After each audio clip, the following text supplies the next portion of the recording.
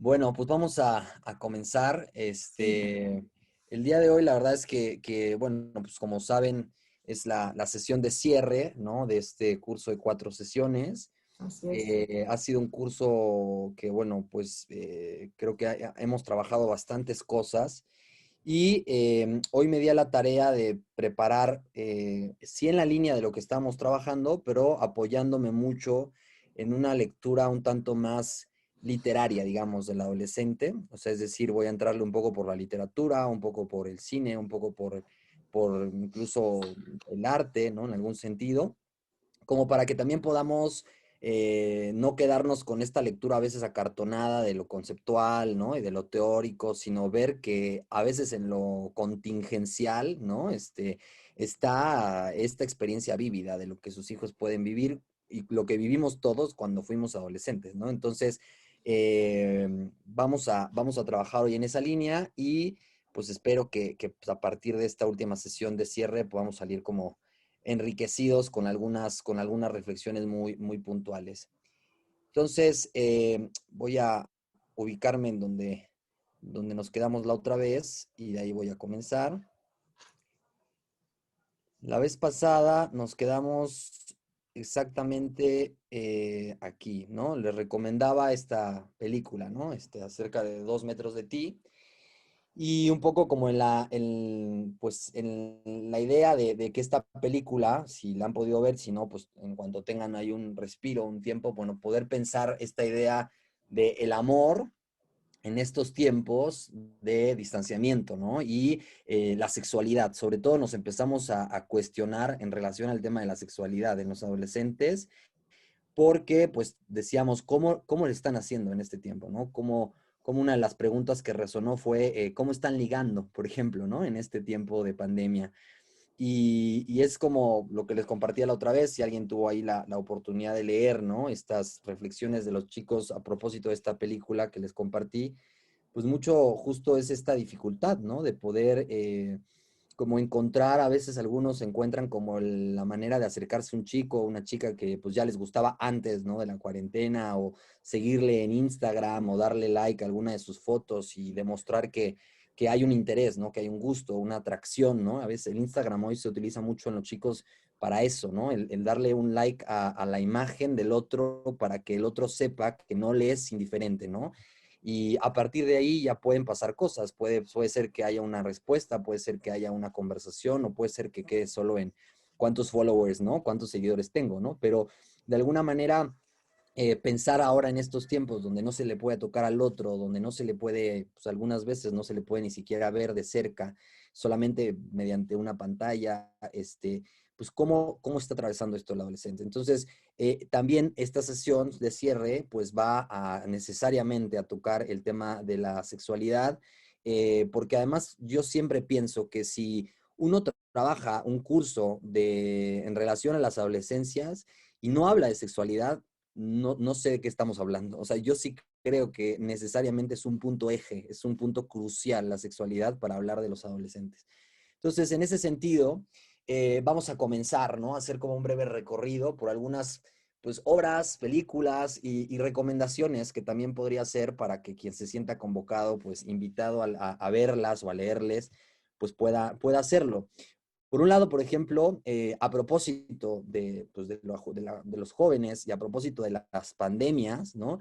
Está este libro de Thomas Mann, que es una novela homónima de la película de Muerte en Venecia, ¿no? De los 70s, en donde justamente se trata de una experiencia donde ataca la cólera, ¿no? A una ciudad y justamente un adolescente está en esta posición de lo que hemos hablado de como omnipotencia, ¿no? Infantil, negando de alguna manera el riesgo de lo que implica esta enfermedad.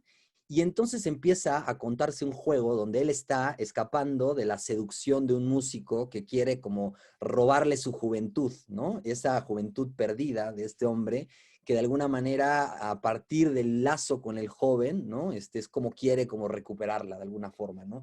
Digo, no es poca, no es tan irreal que cuando uno sabe que trabaja con jóvenes, uno sabe que trabaja con niños, muchas veces uno siente, ¿no? Que esa vitalidad puede ser contagiosa, ¿no? Que a veces hasta uno se siente mucho más joven, ¿no? Es decir, y muchas veces, digo, el fenómeno psicológico interesante que nos pasa a muchos cuando después de varios años uno se encuentra a sus maestros también, a veces es como si nunca hubieran crecido, ¿no? Es decir, como si en ellos no hubieran pasado los años, ¿no? Es como este fenómeno, por supuesto sí pasan, pero es como este fenómeno como psíquico, ¿no? De que el adolescente también a los adultos, sobre todo los maestros, por ejemplo, los ve como en un lugar de un representante de los padres, ¿no? Y aunque a veces son poquitos años de diferencia entre el adolescente y uno como maestro, yo que empecé a dar clases de hace unos 11 años y yo era muchísimo más joven, justamente a veces me preguntaban los chicos, ¿no? ¿Cuántos años tiene, profe? ¿No? Pero me veían como grande, cuando en realidad, pues tenía pocos, sería a lo mejor de la edad de sus hermanos mayores, ¿no? Entonces, bueno, esta cuestión se pone en juego en este texto y en esta película, pero también, muy a propósito de la pandemia, está esta cuestión de esta negación de la muerte, ¿no? De este miedo también a tener contacto con el otro y este juego de seducción, ¿no? De que el otro lo seduzca, lo atrape, ¿no? Y que de alguna manera pueda estar en posibilidad o no de robarle su juventud, ¿no? Entonces, digamos, me pareció interesante porque esto nos hace pensar un poco un tema que estamos viviendo en la época, pero que, bueno, también se ha vivido en otros tiempos. Cómo se ha atravesado y cómo se ha tramitado esto desde los jóvenes, ¿no? En los adolescentes, en las adolescencias, a lo largo de la historia. Decamerón, ¿no? Es otra obra de Boccaccio, ¿no? Que habla de la peste bubónica, ¿no? Esta peste negra que pues sacude a Florencia, ¿no? Estamos hablando del siglo XIV, ¿no? 1348 aproximadamente, y cómo unos jóvenes, 10 jóvenes, entre ellos eran más mujeres que hombres, 7 mujeres, 3 hombres, ¿no? De pronto se van hacia las afueras de Florencia, saliendo de misa, se reúnen y dicen, ¿saben qué? Pues estamos muy jóvenes, ¿no? No vamos a poder, ¿no? Morir, ¿no? Nos vamos a poder morir de pronto si es que nos enfermamos, pues ¿por qué no nos aislamos y nos vamos hacia afuera, ¿no? A un lugar paradisiaco para poder vivir la vida y gozarla hasta el último momento, ¿no? Entonces se reúnen bien interesantemente a contarse cuentos, ¿no? Y día con día, dentro de estos 10 días donde están reunidos, pues cuentan una serie de cuentos a propósito de muchos temas, ¿no? Que les interesan, a propósito del amor, a propósito de la inteligencia, la fortuna, distintas cosas. Y bueno, para tratar de gozar de esa vida, sí, antes de morir, ¿no? Ahora podríamos decir que no hay esa posición, ¿no? En los adolescentes. No se trata de una resignación, digamos, hoy ante la muerte. Hoy vemos a las adolescencias, si bien algunas quizá un tanto más negadoras, ¿no? De esta posibilidad de morir, en otros casos, decíamos, hay como esta toma de conciencia de que es un fenómeno mundial y que hay que cuidarse. No es que estén baja la guardia por muchos jóvenes. En otros casos sí, ¿no? A lo mejor la muerte no en un sentido biológico, pero sí en una muerte psíquica, ¿no? Aquellos jóvenes, como sabemos que en México han dejado la escuela, han dejado de estudiar, están perdidos, digamos, por ahí en su vida respecto a no saber para dónde van a ir porque pues dejaron ese sostén, ¿no? Social de que es tan importante, ¿no? Que hoy tienen estos jóvenes que hablábamos de, pues, esta necesidad de contacto con el otro, ¿no? Y justamente el contacto, decíamos la otra vez, que a la pregunta que me hacían al final, ¿no? Es importante para los chicos ahora poderse ver de alguna manera con sus amigos o con sus novias o con sus novios, sin duda, ¿no? Es decir, es fundamental porque los otros son un punto de referencia, es un punto de reconocimiento, ¿no? De quién soy, de qué quiero y qué no quiero, ¿no? A propósito de lo que veo en el otro, ¿no? Es como de alguna forma se espejea, digamos, el adolescente. Recuerdo una vez que cuando yo estaba en la preparatoria, yo soy exalumno en la prepa UP, y una vez en quinto de prepa recuerdo muy claramente cómo unos compañeros siempre andaban juntos, ¿no? Había dos compañeros que eran como muy, muy unidos. Y una vez nos fuimos a una plaza y coincidió que incluso por varias ocasiones se iban vestidos incluso iguales, ¿no? Nunca se me va a olvidar una imagen que era en Plaza Universidad, los dos iban con jeans y con una playera o una polo negra, me acuerdo, y nosotros, el otro grupo de amigos con el que iba, nos sorprendíamos y decíamos, ¿ustedes qué se ponen de acuerdo? Y claro, hay una cuestión ahí como a veces de imaginaria, ¿no? De identificación o de imitación, también de imitación, que no es lo mismo, porque justo ellos son sus propios influencers, ¿no? Como lo llaman hoy. O sea, ellos son esos que influyen en el otro y que justamente a partir de lo que los otros están viviendo, están haciendo, es como se construye el itinerario de su día a día, ¿no? Es decir, su vida está a partir de lo que los otros están haciendo en esta ola, ¿no? Que si ustedes pudieron ver esta obra de teatro que se llamó Privacidad, ¿no? Con Luis Gerardo Méndez, hay una escena donde él como estaba como surfeando una ola y dice justamente cómo todos hay que subirnos hoy a la ola, porque lo contrario, al no subirte, pues te revuelca, ¿no? Y te la pierdes, ¿no? Entonces, un poco con los jóvenes hoy pasa mucho esto, ¿no? O sea, estos otros están subidos a la ola, surfeando la ola de las redes sociales, surfeando la ola de la web, y hay que estar en la ola, ¿no? De lo contrario, uno se ahoga, uno se pierde. Y en ese sentido, también en las adolescencias, en este momento, ¿no? De donde hay que pensar la iniciación, ¿no? En muchos sentidos, la iniciación del consumo, de la sexualidad, de la diversión, del riesgo, pues cómo la están atravesando, para quienes están iniciando, para quienes tuvieron que interrumpir, ¿no? Estos procesos, estos pasajes, para quienes están de salida de estos pasajes, ¿no? ¿Cómo van a salir de estos pasajes, ¿no? Cómo van a atravesar, digamos, este túnel difícil que hemos hablado de dos salidas hacia la resolución de algo en relación al cuerpo y la resolución de algo en relación a lo social, ¿no? De encontrar un lugar propio en la vida, cuando de pronto te apagan la vela en medio del túnel, ¿no? Es decir, ¿cómo puede uno salir de eso bien librado, ¿no? Es un poco la pregunta que podemos sostener a lo largo también hoy de esta sesión. Y cómo lo que decíamos la otra vez, que fue lo que ya no alcancé a comentar, ¿no? Esta cuestión de cómo la distancia social para los chicos tiene más que ver con pérdida de vida en lugar de como para nosotros, que tiene que ver con la supervivencia, ¿no? Es decir, no es lo mismo para el adolescente distanciarse del otro para sobrevivir que como lo vive en realidad, que es perder algo de vida, perder la vida al perder el contacto con el otro, ¿no?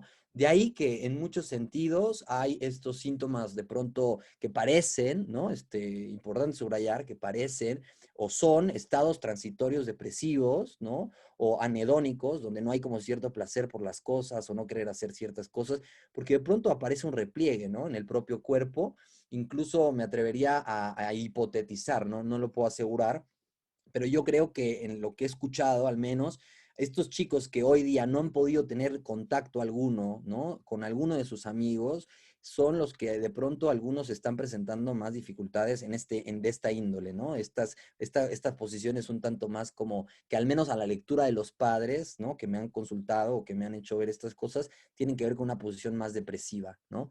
Entonces, ahora se vive algo distinto respecto a estas previas experiencias de pestes o de pandemias, ¿no? Pero si dan cuenta, los jóvenes tienen un lugar muy particular porque son, digamos, quienes denuncian algo de lo que está ocurriendo en el mundo, ¿no? Y en ese sentido creo que hay que tener una mirada comprensiva ante esta situación y poder, como justo como ustedes lo están haciendo, al haber tomado simplemente un curso como este para pensar, tratar de ayudarles a leer las cosas de una manera distinta. También hay que pensar en la cuestión del segundo nacimiento, ¿no? Las adolescencias como el segundo nacimiento. Esta expresión la tomo del filósofo Rousseau, que de la mano también de Víctor Hugo, digamos, hablan de esta cuestión este poeta francés, Víctor Hugo, hablaba del crepúsculo, ¿no? Es decir, un crepúsculo donde se encuentra con otro crepúsculo que es el final de una niña y el inicio de una mujer, ¿no? En el caso de la sexualidad femenina. Y en el caso de Rousseau, del Emilio, habla de esta forma, ¿no? Justamente como este león enfebrecido, dice, que ya no es ni niño ni hombre, pero que tampoco puede adquirir el tono de ninguno de los dos, ¿no? Es este entre, ¿no? ¿Entre dos qué? ¿No? La pregunta, ¿entre dos qué está? ¿No? Hay un recorte al final que quisiera compartirles de una serie que les voy a dar, pero un chavo dice, justo estamos entre dos nadas, ¿no? Entre la nada de lo que ocurría antes de nacer, ¿no? Que tiene que ver con el deseo de unos padres de haber tenido un hijo, pero ahí no hay nada, ¿no? Es decir, y en la nada de la muerte, ¿no? Y entre dos nadas está la vida, ¿no? Es esa, ¿qué se hace con esa vida que está entre dos nadas, ¿no? Y un poco la cuestión de las adolescencias, el atravesar la adolescencia tiene que ver también con algo que está en un impas, ¿no? En un tiempo suspendido, como en el aire, ¿no? Como dar un salto y no poder todavía pisar en tierra firme. En ese sentido, también, esta dificultad, ¿no? De esta solidez, de este pasaje adolescente, implica al cuerpo, ¿no? Hemos mencionado mucho esta importancia de pensar el cuerpo, pero no el cuerpo biológico solamente, no el cuerpo de la pubertad, no el cuerpo del que todo el tiempo se habla, ¿no? De los cambios sexuales de caracteres secundarios. No, no, preguntémonos por los efectos psicológicos, los efectos psíquicos que tiene esta cuestión de una serie de cambios en el cuerpo. Porque este pasaje, este tiempo de cambios, lo pone al adolescente en una posición de exilio, el exilio de sí mismo, el exilio de que el cuerpo lo empuja hacia una soledad, esa soledad que a veces pues más pues, nos permite como pensar que uno está en el tiempo adolescente porque se aíslan, porque están de alguna manera en su rollo, ¿no? Como le decimos a veces, pero es que es una soledad en la que no se puede tramitar algo porque no hay palabras que alcancen para poderlo decir, porque hay algo que no se puede traducir del todo de lo que está pasándose, ¿no? De ahí que, por eso les decía al inicio, para los que fueron llegando después, esta sesión va a pensar las cosas desde un sentido literario, ¿no? Voy a utilizar palabras propias de la literatura, así como ejemplos, para poder darle una lectura incluso hasta poética del tiempo adolescente, ¿no? Es algo que no se puede traducir lo que le está pasando y no se puede nombrar, no alcanzan o no se encuentran o no las hay o hay muchas palabras para poder decir eso que no se puede aprender, ¿no? Con H intermedia que le está aconteciendo en ese cuerpo. Paul Auster, ¿no? Es un autor de los que puedo sugerirles para pensar cosas en relación a las adolescencias.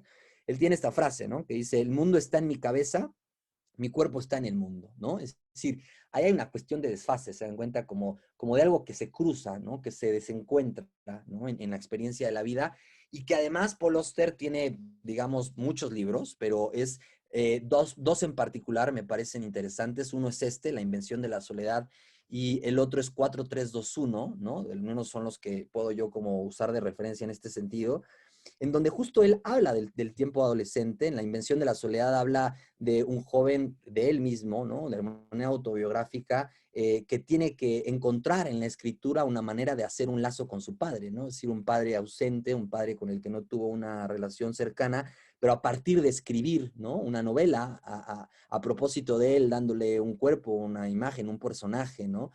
Puede inventarlo de alguna forma, ¿no? Y al mismo tiempo darse cuenta de que es irreductiblemente la experiencia más pues, solitaria, la escritura, por ejemplo, ¿no? Y en el caso de Paul Auster, en el 4321, tiene que ver con un personaje que es al mismo tiempo cuatro personas diferentes, ¿no? Es decir, es la misma, pero te cuentan la historia de cuatro personas diferentes en función de las decisiones, ¿no? Y las contingencias que van presentando cada uno de los personajes. Él es un autor muy interesado en el tema de lo contingencial, en el tema de lo accidental, porque en su vida, cuando era muy joven, en algún momento, saliendo a un camping, de pronto le cae un rayo a un joven cerca de él, ¿no? Y él justo a partir de ese momento queda muy impactado y se impresiona de lo que él llama la casualidad, no la causalidad, ¿no? Sino como ¿qué si hubiera sido, no sé, unos cuantos metros más los que habría yo estado, ¿no? En el lugar de ese otro hombre y me habría caído a mí el rayo, ¿no? Y así empieza él a escribir y la mayoría de sus textos tienen que ver con esta cuestión de lo contingencial, es muy interesante, porque incluso él cuenta justamente también a propósito de esto del amor, ¿no? En la juventud, cómo él en algún momento, como conoce a su esposa, cuenta que es como llegando a una reunión y ella llega del brazo de otro hombre, ¿no? Y ese otro hombre pues él supone que es la pareja de esa chica, ¿no? Y en un momento donde se da cuenta porque el hombre la deja sola y supone él, deduce que no es esa su pareja, entonces él se acerca, ¿no? Entonces él a partir de ahí, bueno, pues puede tener una relación, una amistad y acaba casándose con su mujer, pero dice, bueno, ¿qué habría pasado si yo hubiera tomado la decisión de un minuto antes haberme despedido e irme de la fiesta, ¿no?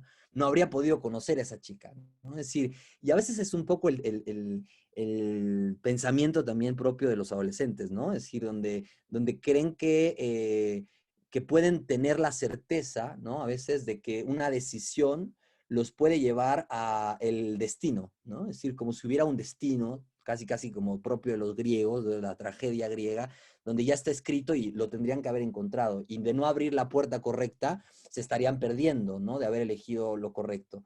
El miedo al equivoco, ¿no? El miedo al fracaso, el miedo al equivocarse. Un poco como este juego de Chabelo, ¿no? De la catafixia, donde, bueno, uno podía elegir y le ponía la trampa, ¿no? Chabelo a decir al otro, al público, ¿no? ¿Y qué dice? Y entonces le entras o no a la catafixia y cuando le entran, pues detrás está el chacal, ¿no? Ahí y ya no hay nada. Y en cambio, bueno, algunos firmemente toman una decisión y nunca sabrán qué habrá detrás de la otra puerta, ¿no? Nunca sabrán qué hubo, ¿no? Detrás de las otras posibilidades, pero a veces solamente en retrospectivas, cuando uno puede saber que se equivocó, quizá, pero que en ese momento era lo que había que decidir. Entonces, la verdad es que estos textos les puede interesar si les gusta la literatura para pensar el tema de las adolescencias. También pensé en relación al concepto de la metamorfosis, que por supuesto inmediatamente nos relanza a Kafka, ¿no? Pero no solamente es una, no es tanto así como una metamorfosis kafkiana donde uno nace, o sea, uno renace, digamos, o despierta y al otro día se ve como un insecto, pero el adolescente o las adolescentes también se ven muchas veces al espejo justamente como un bicho raro, ¿no? Es decir, algo que no encaja en su mirada, ¿no? Que no encaja en sí mismos, o sea, esa imposibilidad de reconocerse, ¿no? A sí mismos en el espejo y no solo en el espejo físico, sino en la mirada de los otros, ¿no? ¿Qué le hace signo al adolescente o a la chica para saber que para el otro significa algo, ¿no? Es qué hace signo para uno de tus hijos o tus hijas para saber que tú le reconoces, ¿no? En ese nuevo lugar que él está construyendo, ¿no? De que es de un hombre, de una mujer y no del niño o la niña que fue.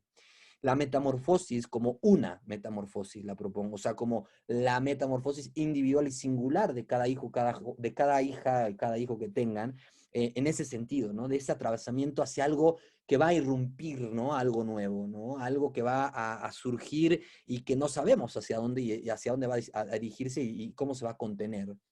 Esta experiencia, ¿no? Corporal, implica psíquicamente, sin duda, crecimiento, ¿no? Como este punto, decíamos, de crisis, un punto de llegada, pero un punto de partida también, un desde dónde, ¿no? A partir de dónde, de qué punto el adolescente o la adolescente puede apoyarse para poder constituirse, ¿no? O restituir una imagen nueva, ¿no? La percepción, sin duda, de algunos rasgos como defectuosos, ¿no? ¿Cuántas veces no vemos esta incomodidad, ¿no? De que si la nariz está muy grande, que si las orejas. Hay un fragmento de este documental que les he recomendado que se llama El dilema de las redes sociales, que insisto en recomendarlo para poder pensar. Es un tema que hoy no vamos a abordar tanto y que quizá da para poder hacer un curso entero de eso, ¿no? Es decir, pero en el dilema de las redes sociales hay una escena donde la hermana del personaje principal, una chiquilla, estamos hablando entre, no sé, tendrá unos 13, 14 años, en una escena tarda más de una hora tratando de poner una imagen, una foto, que pueda lograr suficientes likes, ¿no? En una red social. Y se tarda horas en poder ponerle los filtros adecuados, incluso subirla e inmediatamente ver la respuesta de la gente, ¿no? Los comments, ¿no? Entonces los comentarios empiezan a surgir y en un momento uno le dice, deberías de tener las orejas más grandes, ¿no? Este, yo en inglés lo entiendo más como un sarcasmo, como más bien señalándole que tiene las orejas grandes, pero la traducción lo hacen como deberías de tener las orejas más grandes. Sin embargo, esto a la chica, después de, no sé, X número de comentarios positivos, de que risas y lo que sea, inmediatamente digamos, la agüita, ¿no? Y se va a ver al espejo y empieza a mirarse las orejas y se las empieza como a tapar y empieza esta cuestión pues eso, de espejeo, de angustia ante algo que, pues por la mirada del otro y las palabras del otro, que además es un otro anónimo, no es un otro que tiene rostro, ¿no? Pues de alguna manera van a lapidar, ¿no? Esta posible imagen. Es como algo que está construyendo como un Jenga, ¿no? Supongámoslo, frágil todavía, y de repente alguien le da mal a una pieza y ¡prum! Se cae todo, ¿no? Es un poco lo que está pasando en muchas adolescencias actualmente, ¿no? A propósito de esta dificultad para sostenerse en referentes otros con estas imágenes que están construyendo.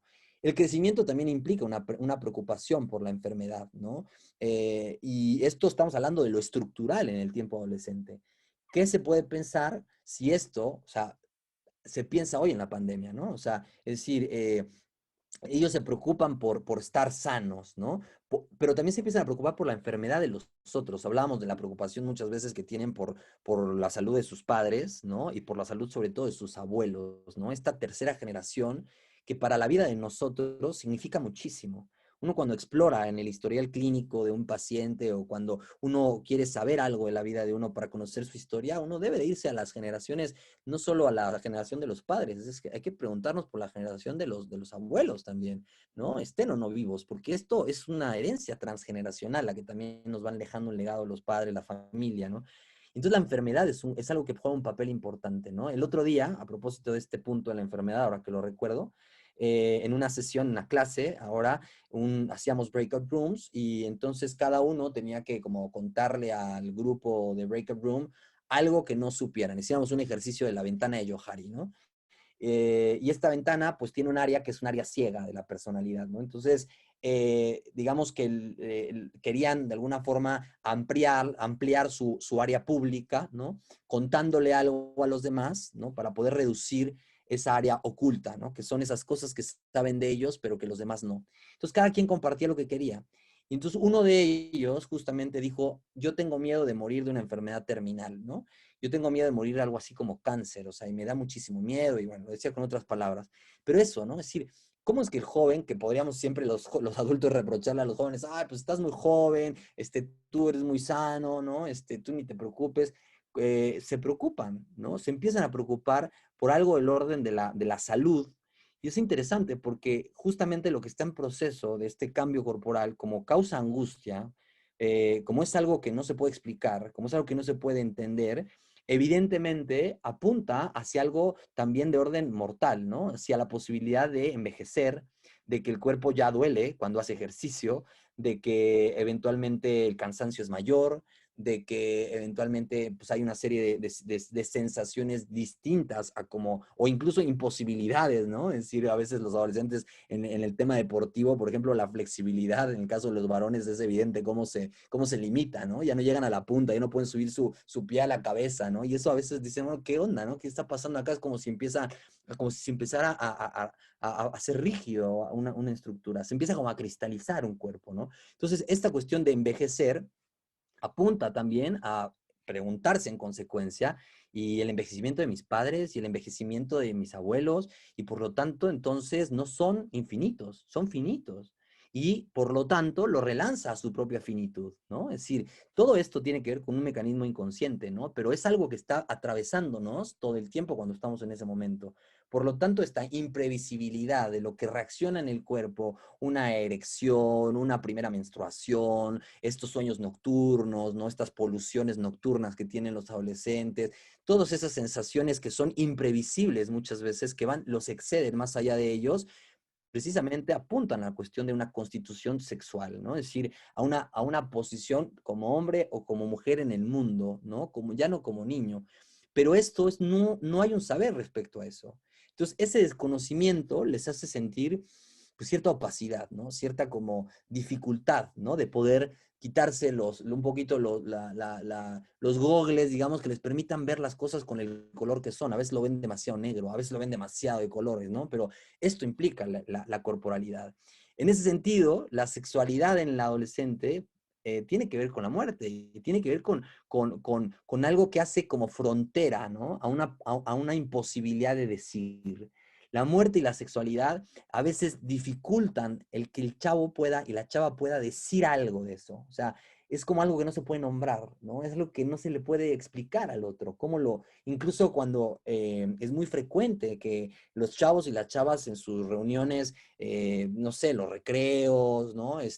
Cuando se reúnen en bolita para compartirse experiencias de cómo les fue con el novio o con la novia, en este tiempo de iniciación sexual o de fajes, ¿no? O de besitos, apapachos, de otro tono, ¿no? Como dicen, llegar a tercera, segunda, primera base, ¿no? Como ellos dicen, ahí van contando a veces cosas que a veces son fantasiosas, porque esa fantasía le da la posibilidad de restituirse en un lugar ante la mirada de los demás, ¿no? Capaz que no se atrevió a darle el beso y el otro cuenta que, bueno, pasó de todo y sin embargo no ocurrió nada, ¿no?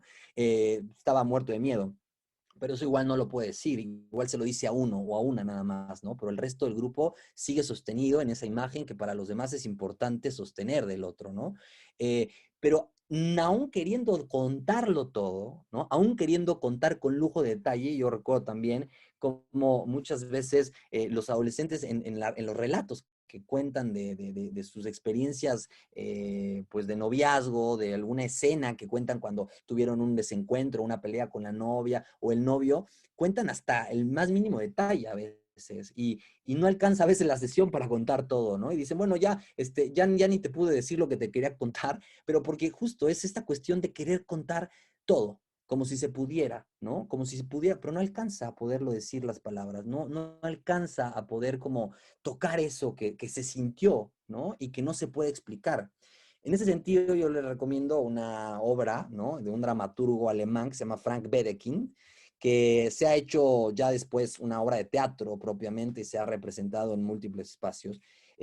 Quizás un poco aburrida su lectura, pero la verdad lo que pasa con los personajes es interesante. Y son distintos jóvenes que a partir de un sueño, que tienen un sueño erótico justamente, al despertar cada uno tiene una reacción distinta ante ese sueño, una posición distinta. Hay quien a partir de eso empieza a fantasear, hay quien empieza a elaborar ese sueño de otra manera, relacionándose con los demás o encontrando una pasión personal. Otro que lo invade la angustia por no poder expresar y explicar lo que vivió, ¿no? Y acaba en el suicidio. Es decir, es una obra trágica, pero es una obra interesante para poder ver como distintos posicionamientos de distintos adolescentes a partir de una misma experiencia que tiene que ver con la sexualidad, con ese despertar, por eso le llama el despertar de la primavera, ¿no?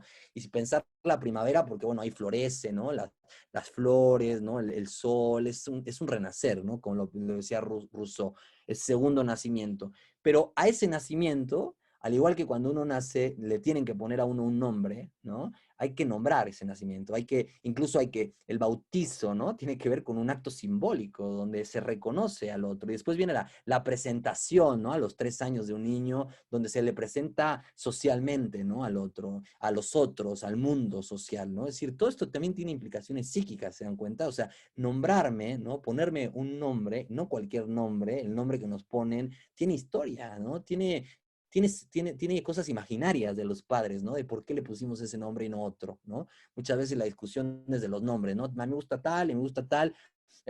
No, pero es que fulanita así se llamaba una exnovia o así se llamaba tu mamá o tu papá y no, todos mejor no. Y entonces, claro, porque están teñidos de historia los nombres, no están vacíos de sentido. El sentido lo tiene la prehistoria, ¿no? De los padres antes de ponernos el nombre y ese nombre, el adolescente, como todos en la vida, nosotros nos tenemos que apropiar, ¿no? De ese nombre hay que apropiarse. Pero a veces los adolescentes no encuentran palabras para poder nombrar lo que sienten. Y a veces tienen demasiadas palabras. Y cuando hay ese demasiado, ese exceso también de palabra, también hay una inhibición a veces, ¿no?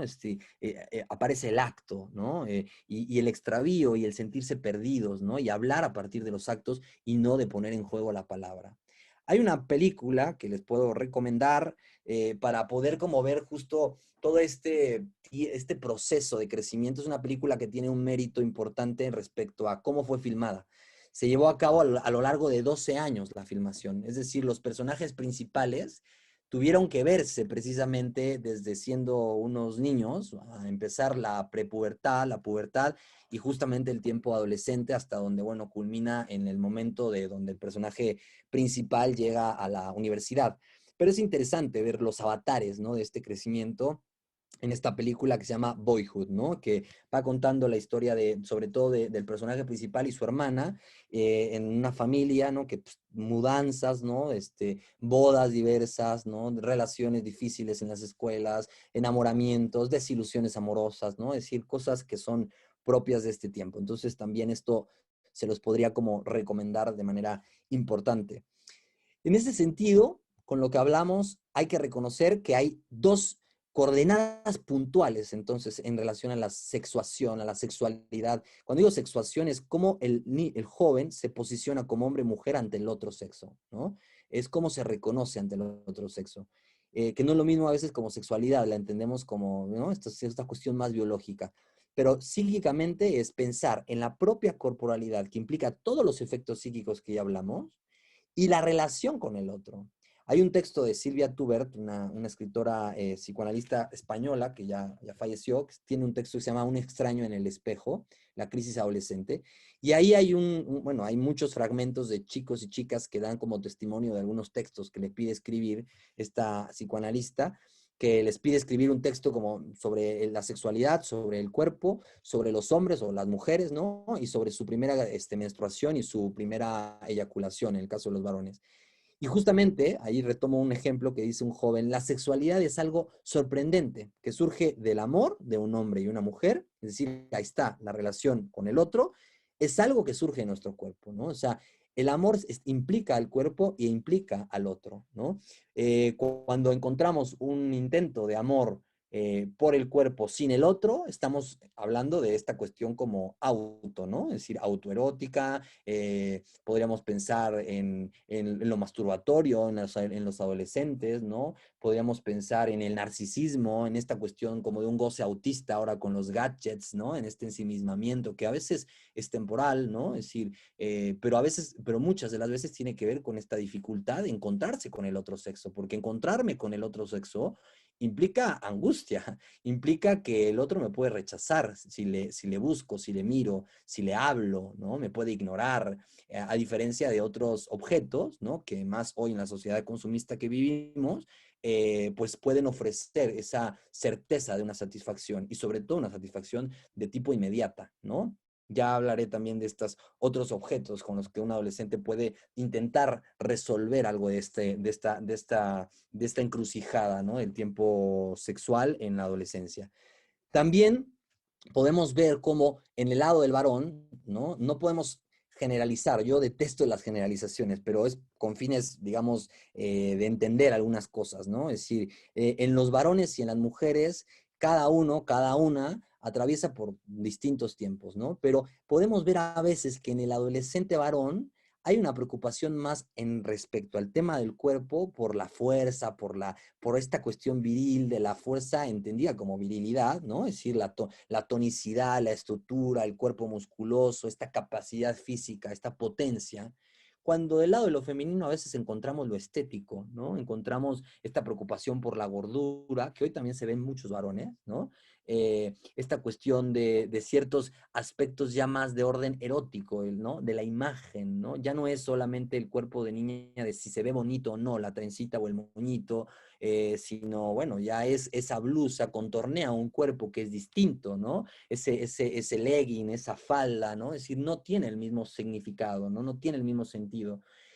También el cuerpo da a ver algo a la mirada del otro. Es decir, incluso diría que muchas veces, a veces en la psicología femenina, la mirada que en principio a veces encuentra la jovencita es la mirada de otra mujer.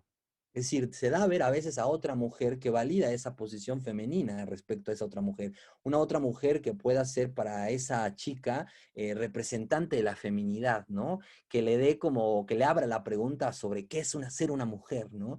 Y que ser reconocida por otra mujer a la cual se admira es muy importante de pronto también en ese tiempo femenino, en ese tiempo sexual de la adolescencia femenina, ¿no? También la cuestión de esto emotivo, ¿no? Más de estos tintes emocionales respecto a la afectividad en la sexualidad femenina. Podríamos pensar que por eso a veces a una mujer, digo una, porque puede ser que no necesariamente a todas, ¿no? Le puede costar más trabajo identificar qué ponerse dependiendo el estado de ánimo con el cual esté. ¿no? Es decir, si se siente enojada, se siente molesta, hay ciertos colores o ciertas prendas que no le van a ir, ¿no? Y van a sacar, puede ser una o dos o tres o cuatro prendas, van a pedir la opinión a veces, ¿no? A veces del marido, de cómo se ve, oye, ¿qué tal te late? ¿Cómo? Y puede decir el marido mil cosas, pero si la mujer dice, no, esto no me va porque no me siento hoy contenta o porque hoy no siento que me va el azul o no siento que me va, tiene que ver con algo que tampoco pueden explicar qué es, ¿no? Es decir, tampoco es como que sepa exactamente por qué esa prenda en particular ese día no le va, ¿no? No quiere decir que eso no le pase al varón. Me parece que también hay varones que hoy día les pasa también bastante esto, ¿no? Pero a veces es algo más del orden de esta psicología femenina, ¿no? En relación a esta cuestión sexual. La implicación de lo afectivo, la implicación de la palabra, el amor, ¿no? Y el cuerpo del lado del varón en ese sentido como más de lo biológico.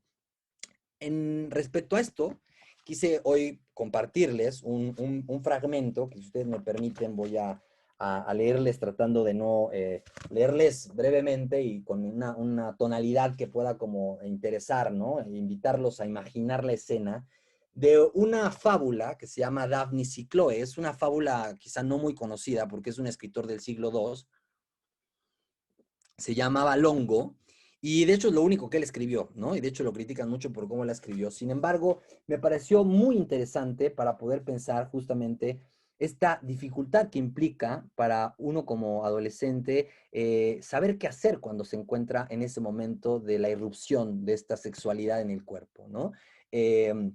Digo irrupción de esta sexualidad porque ya también había sexualidad en la infancia, pero finalmente es un tiempo donde esto ya puede de alguna manera tener otra resolución, ¿se dan cuenta? O sea, ya uno puede procrear, ya uno puede tener una familia, uno puede pensar por ejemplo, en el caso de la feminidad, en la sexualidad femenina, la menstruación, la primera menarquia, ¿no? Es una experiencia que incluso culturalmente tiene un sentido muy interesante, porque es una experiencia que a las chicas le da el sentido de, uno, le cambia el estatuto de niña-mujer.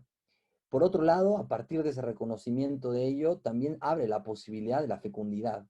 Es una promesa de fecundidad, ¿no? La primera menstruación femenina. Y tiene que ver con un reconocimiento también cultural, ¿no? Es decir, es algo súper interesante, lo que plantea también Silvia Tubert en su texto del extraño en el espejo, eh, cómo las chicas pueden dar cuenta, casi con lujo de detalle, de cómo fue su primera menstruación, cómo fue la primera experiencia, cómo recuerdan esa primera experiencia de la menstruación, ¿no?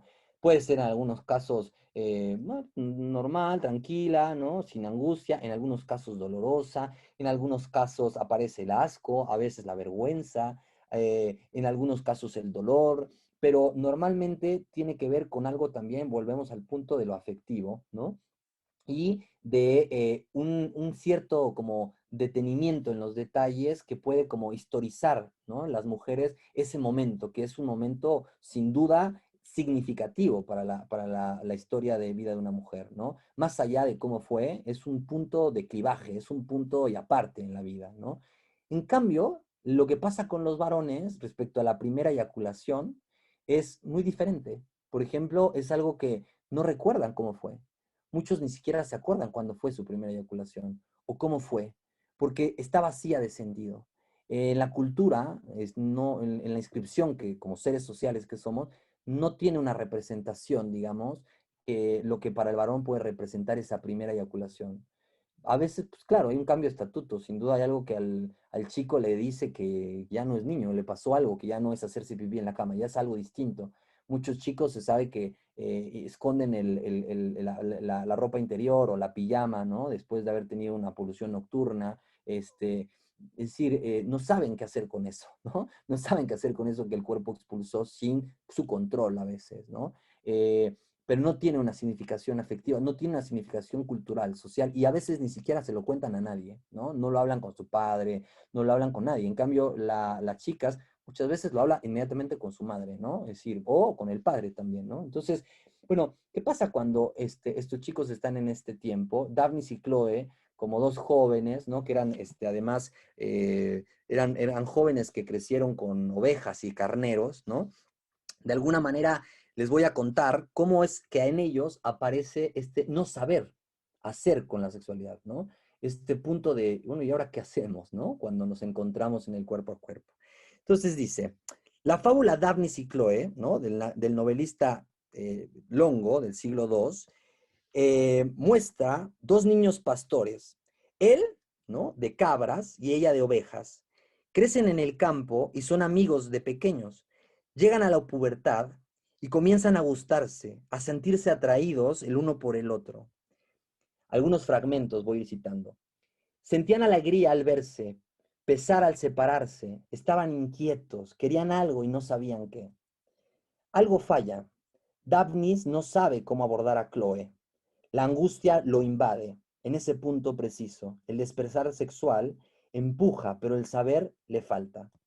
Comienzan a desesperar, a padecer ante el aumento de la tensión y se cruzan con un viejo llamado Filetas, quien les dice que lo que a ellos les pasa es amor. Cito, pero cuando hubo desaparecido y quedaron solos Filetas, o sea, quedaron solos sin Filetas, habiendo oído por primera vez la palabra amor, sintieron mayor angustia que antes. El viejo los aconseja, les dice que hay un remedio. Dice, probemos los remedios que nos aconsejó, besos, abrazos y acostarse juntos desnudos. Verdad que hace frío, pero lo soportaremos. Pero del consejo al acto hay más de un paso. Vacilan, se besan y abrazan, pero no saben cómo acostarse juntos. Viene el invierno y se separan por un tiempo. Cuando llega la primavera, Daphnis, especialmente, a causa del largo reposo invernal, estaba rijoso y alborotado, y los besos y los abrazos, en vez de calmarle, le emberrinchaban más. El problema es claramente cómo acostarse juntos. ¿Cómo se hace? Chloe le preguntaba qué podía haber más allá del beso y del abrazo, y qué es lo que pensaba hacer cuando se acostaran desnudos.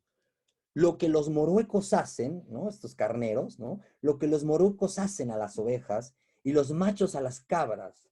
Fíjate en que después de hacerlo, ni las ovejas huyen ni los moruecos las persiguen, sino que ambos parecen amigablemente satisfechos y clamosos. Debe ser algo más sabroso que lo que hacemos y cuya dulzura hace olvidar la inquietud amorosa. Es verdad, pero ¿no has notado que las cabras y los machos, las ovejas y los carneros hacen eso de pie, saltando los machos encima de las hembras? ¿A qué, pues, he de tenderme contigo en el suelo desnuda? ¿No está el ganado más vestido que yo con su pelo o su lana? Convino Daphnis en que tenía razón su amada, pero tendiéndose al lado de Chloe, reflexionó largo rato sin poder descubrir cómo alcanzar lo que deseaba. Después hizo que se levantara Chloe y la abrazó por detrás, como hacían los carneros, pero nada logró. Y quedó más desconsolado que antes. Se sentó de nuevo y rompió a llorar diciendo que era más torpe que los moruecos para las obras de amor. En la fábula, Daphnis continúa en el desconcierto hasta que conoce a una mujer de mayor edad, Licenia, con quien se inicia sexualmente. Luego de la instrucción amorosa y de superar algunos temores, puede llevar a cabo el acto sexual con Chloe. Lo que hay que hacer, ¿no? Eso es lo que, una de las enseñanzas de todo esto, ¿no? Como hombre o como mujer, el ser humano lo tiene que aprender directamente del otro. Es otro el que nos inicia en esto, ¿no? Hoy ante la carencia de referentes, ¿no? De la realidad contemporánea, hablábamos la otra vez de que la iniciación sexual, a diferencia de otros tiempos, que a veces tenía que ver con el empuje, incluso de la misma familia respecto a estos momentos de iniciación, hoy hablamos de la pornografía, ¿no? O también, bueno, las redes sociales, como algo que inhibe a veces este encuentro, que nunca ocurre, como estos noviazgos de Facebook que nunca se ven, ¿no? Estas relaciones amorosas llenas de imágenes eróticas, bueno, que no sé qué erótico puedan tener, pura imagen sexting detenida sin poderse mirar con el otro, ¿no? Sin poderse encontrar.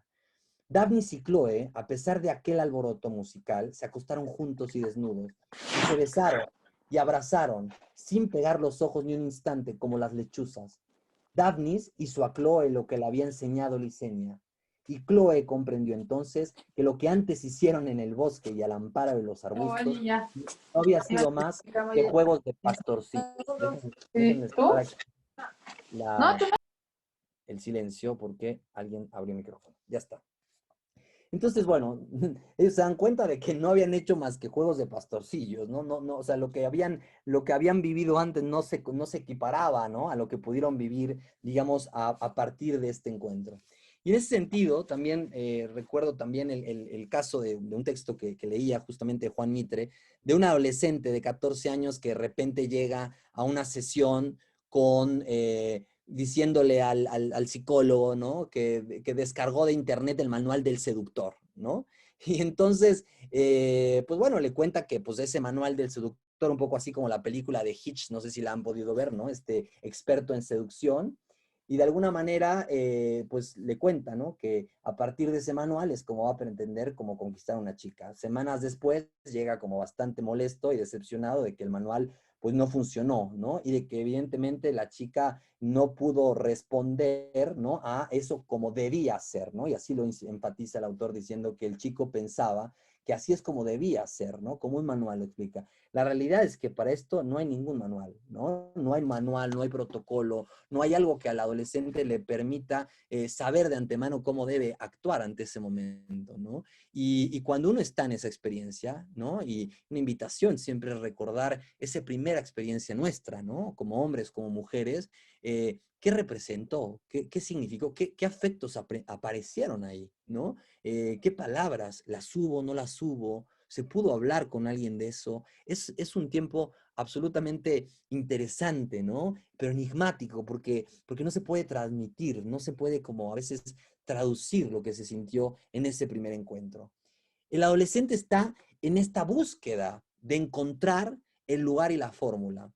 Esta idea la retomo de un psicoanalista francés, se llama Philippe Lacadet, tiene un texto que se llama El despertar y el exilio, y ahí él cita un poema de este poeta que es un poeta muy joven, ¿no? Y también por eso me gustó citarlo, porque es un poeta que es Arthur Rimbaud, es un poeta francés que a los 20 años deja de ser poeta, es decir, y se dedica ya después a una vida un poco más errática, no errante, pero que antes, al devenir poeta, al devenir escritor, él pues tiene varias huidas de lo familiar, ¿no? De la casa, ¿no? Se escapa varias veces de casa de sus padres, que tiene que ver con esta cuestión a veces de la huida en los adolescentes.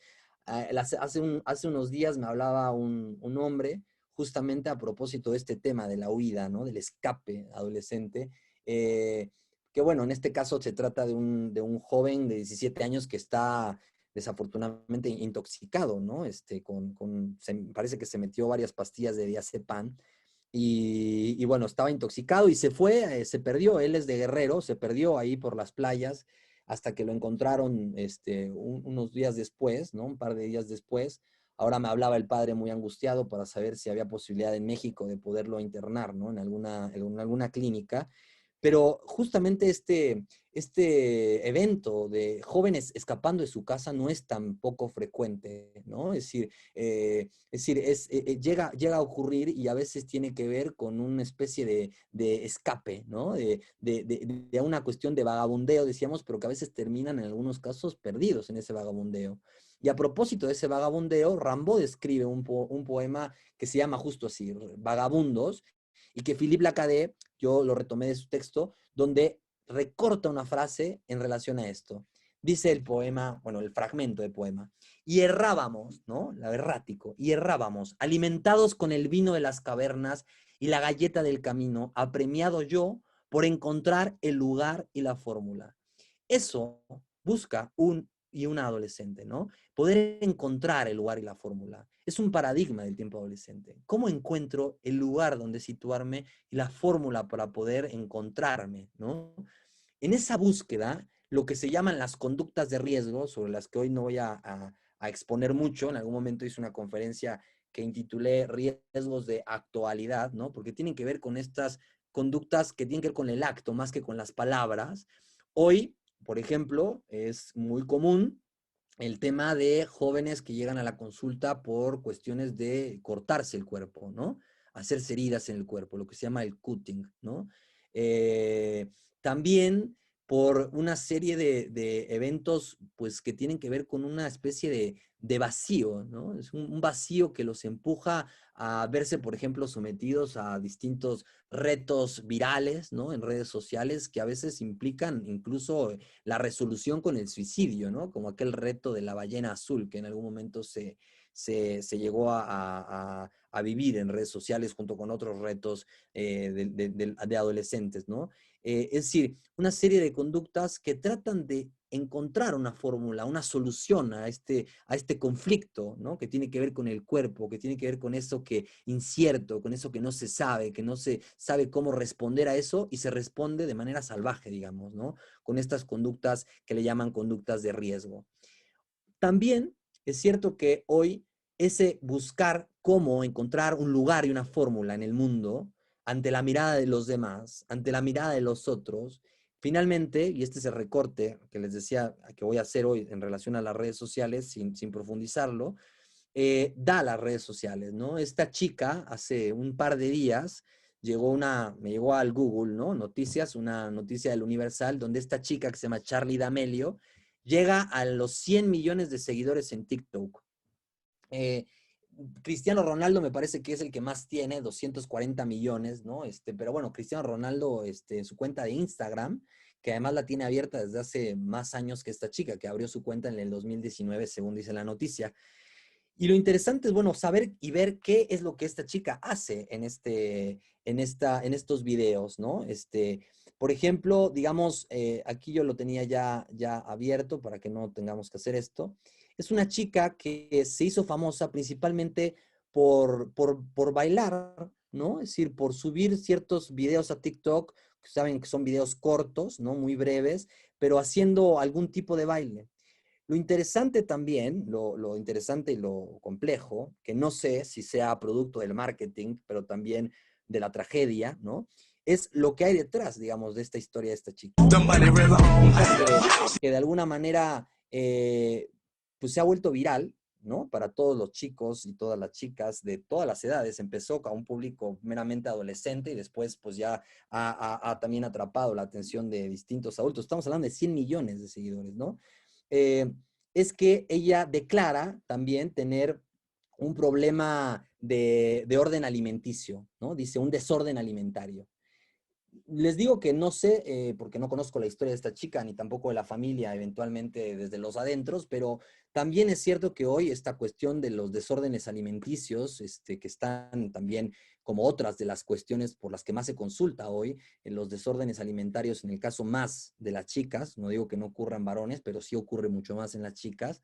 eh, Ella, no sé si lo utilice como una bandera, digamos, ¿no? También de esta como captando, digamos, un cierto público, que hay que recordar que finalmente estas redes sociales a las chicas y a los chicos, como les decía en el ejemplo de este recorte de la serie del dilema de las redes sociales, es una población absolutamente vulnerable en ese sentido, ¿no? Es decir, se atrapan en la imagen del otro porque eso se está construyendo.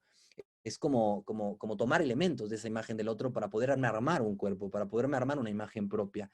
Y entonces, digamos, estas imágenes de esta chica, la mayoría de ellas sale con una sudadera como la que se le veía en el video, muy holgada, ¿no? Muy como guanga, ¿no? Que también oculta a veces este cuerpo muy delgado que parece tener y que, bueno, parece que tiene, dicen, un desorden alimentario.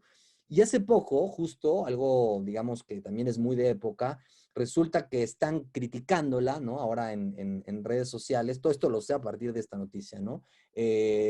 Porque en una cena donde ya los padres ahora se implicaron, también ahora ya también abrieron un canal de YouTube y la hermana, etcétera, en una cena la entrevistan y de ella como que se queja de que el número de seguidores que tiene no es suficiente, ¿no? Entonces perdió 1 millón de seguidores, ¿no? En un segundo a partir de ese comentario, ¿no? Y la gente, que uno puede leer lo que comentan en ese video donde aparentemente dice algo en relación a esto, es como este reclamo, ¿no? Voraz, ¿no? De lo que en las redes sociales hoy pasa, de esto de lo impersonal, de un otro anónimo que puede decir cualquier cosa sobre nosotros.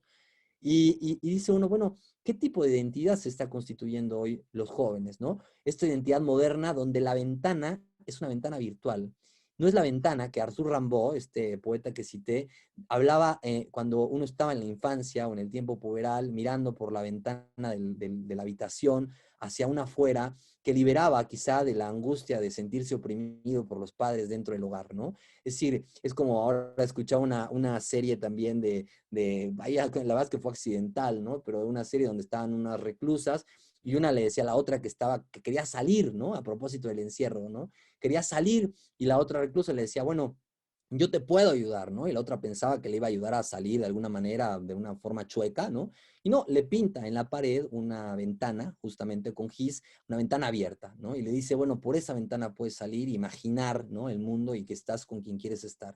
Bueno, hoy esa ventana para los adolescentes es virtual, ¿no? Es este foro, ¿no? Este foro donde son mirados, donde son expuestos, ¿no? De alguna manera, y se exponen, y ahí la palabra del equívoco, se exponen, ¿no? Como ahí también tiene que ver algo del tema de la sexualidad en juego, sin duda. A propósito de esto, el cuerpo en movimiento es como algo que está pasando, decíamos psíquicamente, también es importante que el cuerpo encuentre movimiento. Hoy en el encierro, esto es lo que también angustia, ¿no? A estos chicos, porque ¿cómo está encontrando una salida a todo esto que está moviéndose en el cuerpo? Le recomiendo yo, en ese sentido, dos. Una es una miniserie, ¿no? Que se llama En Movimiento, ¿no? Que es la del lado derecho. Es de unos chicos bailarines, digamos, profesionales, pero bailarines de la calle, ¿no? Es decir, crean un propio estilo de baile, ¿no? Son jóvenes que vienen de historias trágicas de pandillas, ¿no? De las calles, pero que es impresionante cómo mueven el cuerpo. Eso es algo que a mí me impresionó, me llamó mucho la atención, porque es como el cuerpo los mueve a ellos, ¿no? Es decir, no es ellos moviendo un cuerpo, es un cuerpo que los mueve, que los empuja hacia quién sabe dónde y a moverse de una forma tal que pareciera que se anticipan a la música, que ellos van creando la música moviéndose, ¿no? Es algo muy interesante, artístico sin duda. Y también esta película que fue un tanto controversial, pero bueno, finalmente se resuelve la controversialidad con esta película en francés, Mignon, ¿no? Que es Guapis, ¿no? Se tradujo al español. Es una chica afro senegalés, ¿no? Que de alguna forma tiene una religión musulmana y empieza a iniciarse en este tema del baile y de esta cuestión como más de orden femenino y sexualizada con unas compañeritas que ve en la escuela bailando, que van a competir en un concurso de baile, ¿no? Y a partir de ahí, bueno, todo lo que implica ser musulmana y poder como distanciarse de pues sí, de todo este discurso parental, de una historia muy complicada por un padre que, bueno, se va a casar ahora con otra mujer e incluso, pues en esta religión, pues van a poder vivir la pareja, la mamá de ella y la nueva mujer, ¿no? Imagínense lo complicado que puede ser para una chica puberta entender todo esto, ¿no? Entonces, bueno, ella encuentra en el baile una manera de salir de todo esto y es muy interesante cómo lo aborda la película, me pareció pertinente si les interesa el tema de la sexualidad femenina, ¿no? Ahora, la cuestión es que hay que tratar de pensar, es una propuesta que les hago, ¿no? Estos comportamientos adolescentes, el comportamiento en general, ¿no? Del otro, como una pantomima. Esta pantomima que una vez un chico decía en una escuela, me decía, es que ayúdenos a poder entender, ¿no? La pantomima de la vida, ¿no? Es decir, como algo que representa otra cosa. La conducta de los adolescentes es pantomima, tiene que ver con el lenguaje, tiene que ver con un texto, tiene que ver con algo que se está actuando en relación a un texto que hay que descifrar, ¿no? Es como una cuestión, como este juego de dígalo con mímica, ¿no? Entonces hay un texto que uno trata de representar y poner en palabras, pero no puede hacer uso de la palabra. Y a veces digamos, juego puede ser salvaje, como lo decíamos con las conductas de riesgo. O sea, esos actos salvajes que llaman a otro, que llaman a los padres, que buscan que el padre acuda a la escuela, que buscan que el padre o la madre sancionen, reprendan. Les contaba yo de este chico que les decía al padre, pégame, ¿no? Es decir, ponme un alto. Es decir, que convocan. Pero hay que leer, ¿no? Ahí está la cuestión también literaria. O sea, hay que leer este juego, ¿no? Que bueno, no, a veces es un juego trágico, pero que tiene que ver con esta pantomima, esta representación, que hay que cifrarla, hay que señalarla, hay que darle una lectura. de cómo ese chico o esa chica, cómo ese hijo o esa hija están posicionados ante el deseo del otro. En el caso de los padres, como estos primeros otros que nos ayudan a constituir una imagen, una identidad, que nos ayudan a poder como irnos construyendo, ¿no? Esa identidad, esa imagen que vamos a lograr, digamos, cristalizar en el tiempo adolescente. Pero la pregunta de cómo está posicionado un hijo o una hija ante mí como padre, es importante porque podemos ver, bueno, con este acto que me está haciendo, con este berrinche, ¿no? Con este enojo, con esta distancia, con este encierro, con este aislamiento, ¿qué me está queriendo decir? Es decir, ¿se quiere separar de mí? ¿Quiere hacerlo para provocar al otro? Es decir, ese acto que hace el adolescente es para convocar al otro y provocarlo, para hacerlo consistir, para encontrárselo porque está muy ausente o no está despierto en la vida del adolescente, o denuncia que está impostado en un lugar que en realidad no es, ¿no? Es decir, como esta posición que decíamos de la impostura, ¿no? De la falsedad, que es muy fácil para el adolescente reconocerla. ¿Desde dónde, no? El adolescente está mirando a ese otro para el cual actúa, ¿no? Esta pantomima.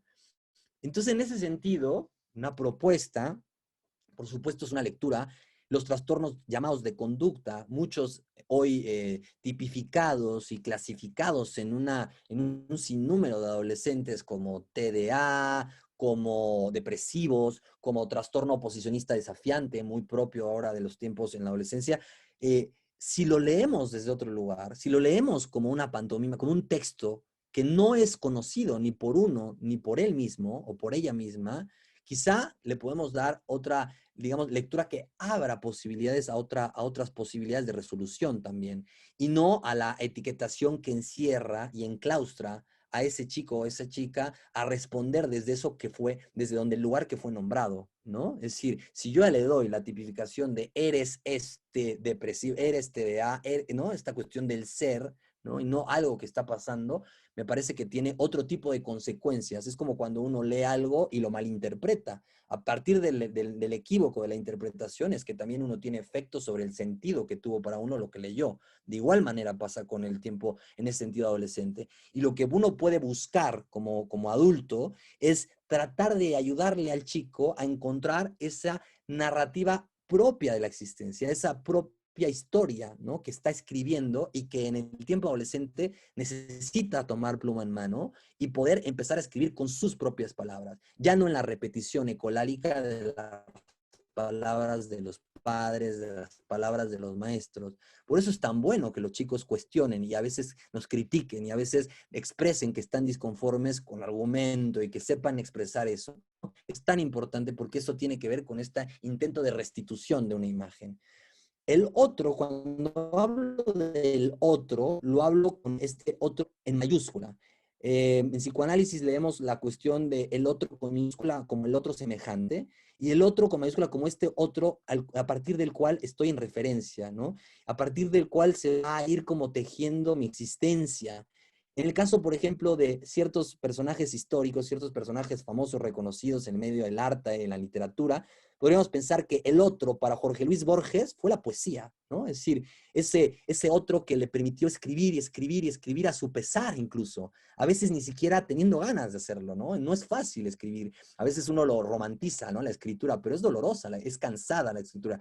Pero Borges tiene este otro a partir del cual se enlaza en la vida y empieza a poder pues encontrar un lugar, ¿no? Y su propia fórmula que empieza todo el tiempo a recrear a partir de su escritura.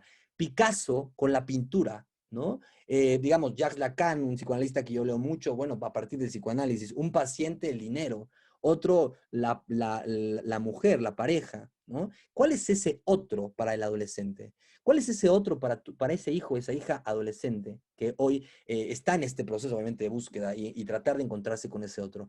Este otro es algo que para muchos no es fácil de encontrar, ¿no? Incluso aún siendo adultos, no necesariamente uno encuentra eso que diga esto me va a acompañar toda la vida, ¿no? Es decir, eh, incluso puedes verse en trabajos donde no necesariamente está haciéndolo porque lo disfrute, sino que está haciendo ese trabajo porque en otro lugar está eso otro, ¿no? Que me permite disfrutar de la vida, gozar diferente. Hay quienes les gusta el golf, hay quienes les gusta el squash, hay quienes les gusta el deporte, es decir, la música, el canto, cada uno tiene un otro con el cual puede sentir que en la vida de alguna manera se va acompañando permanentemente.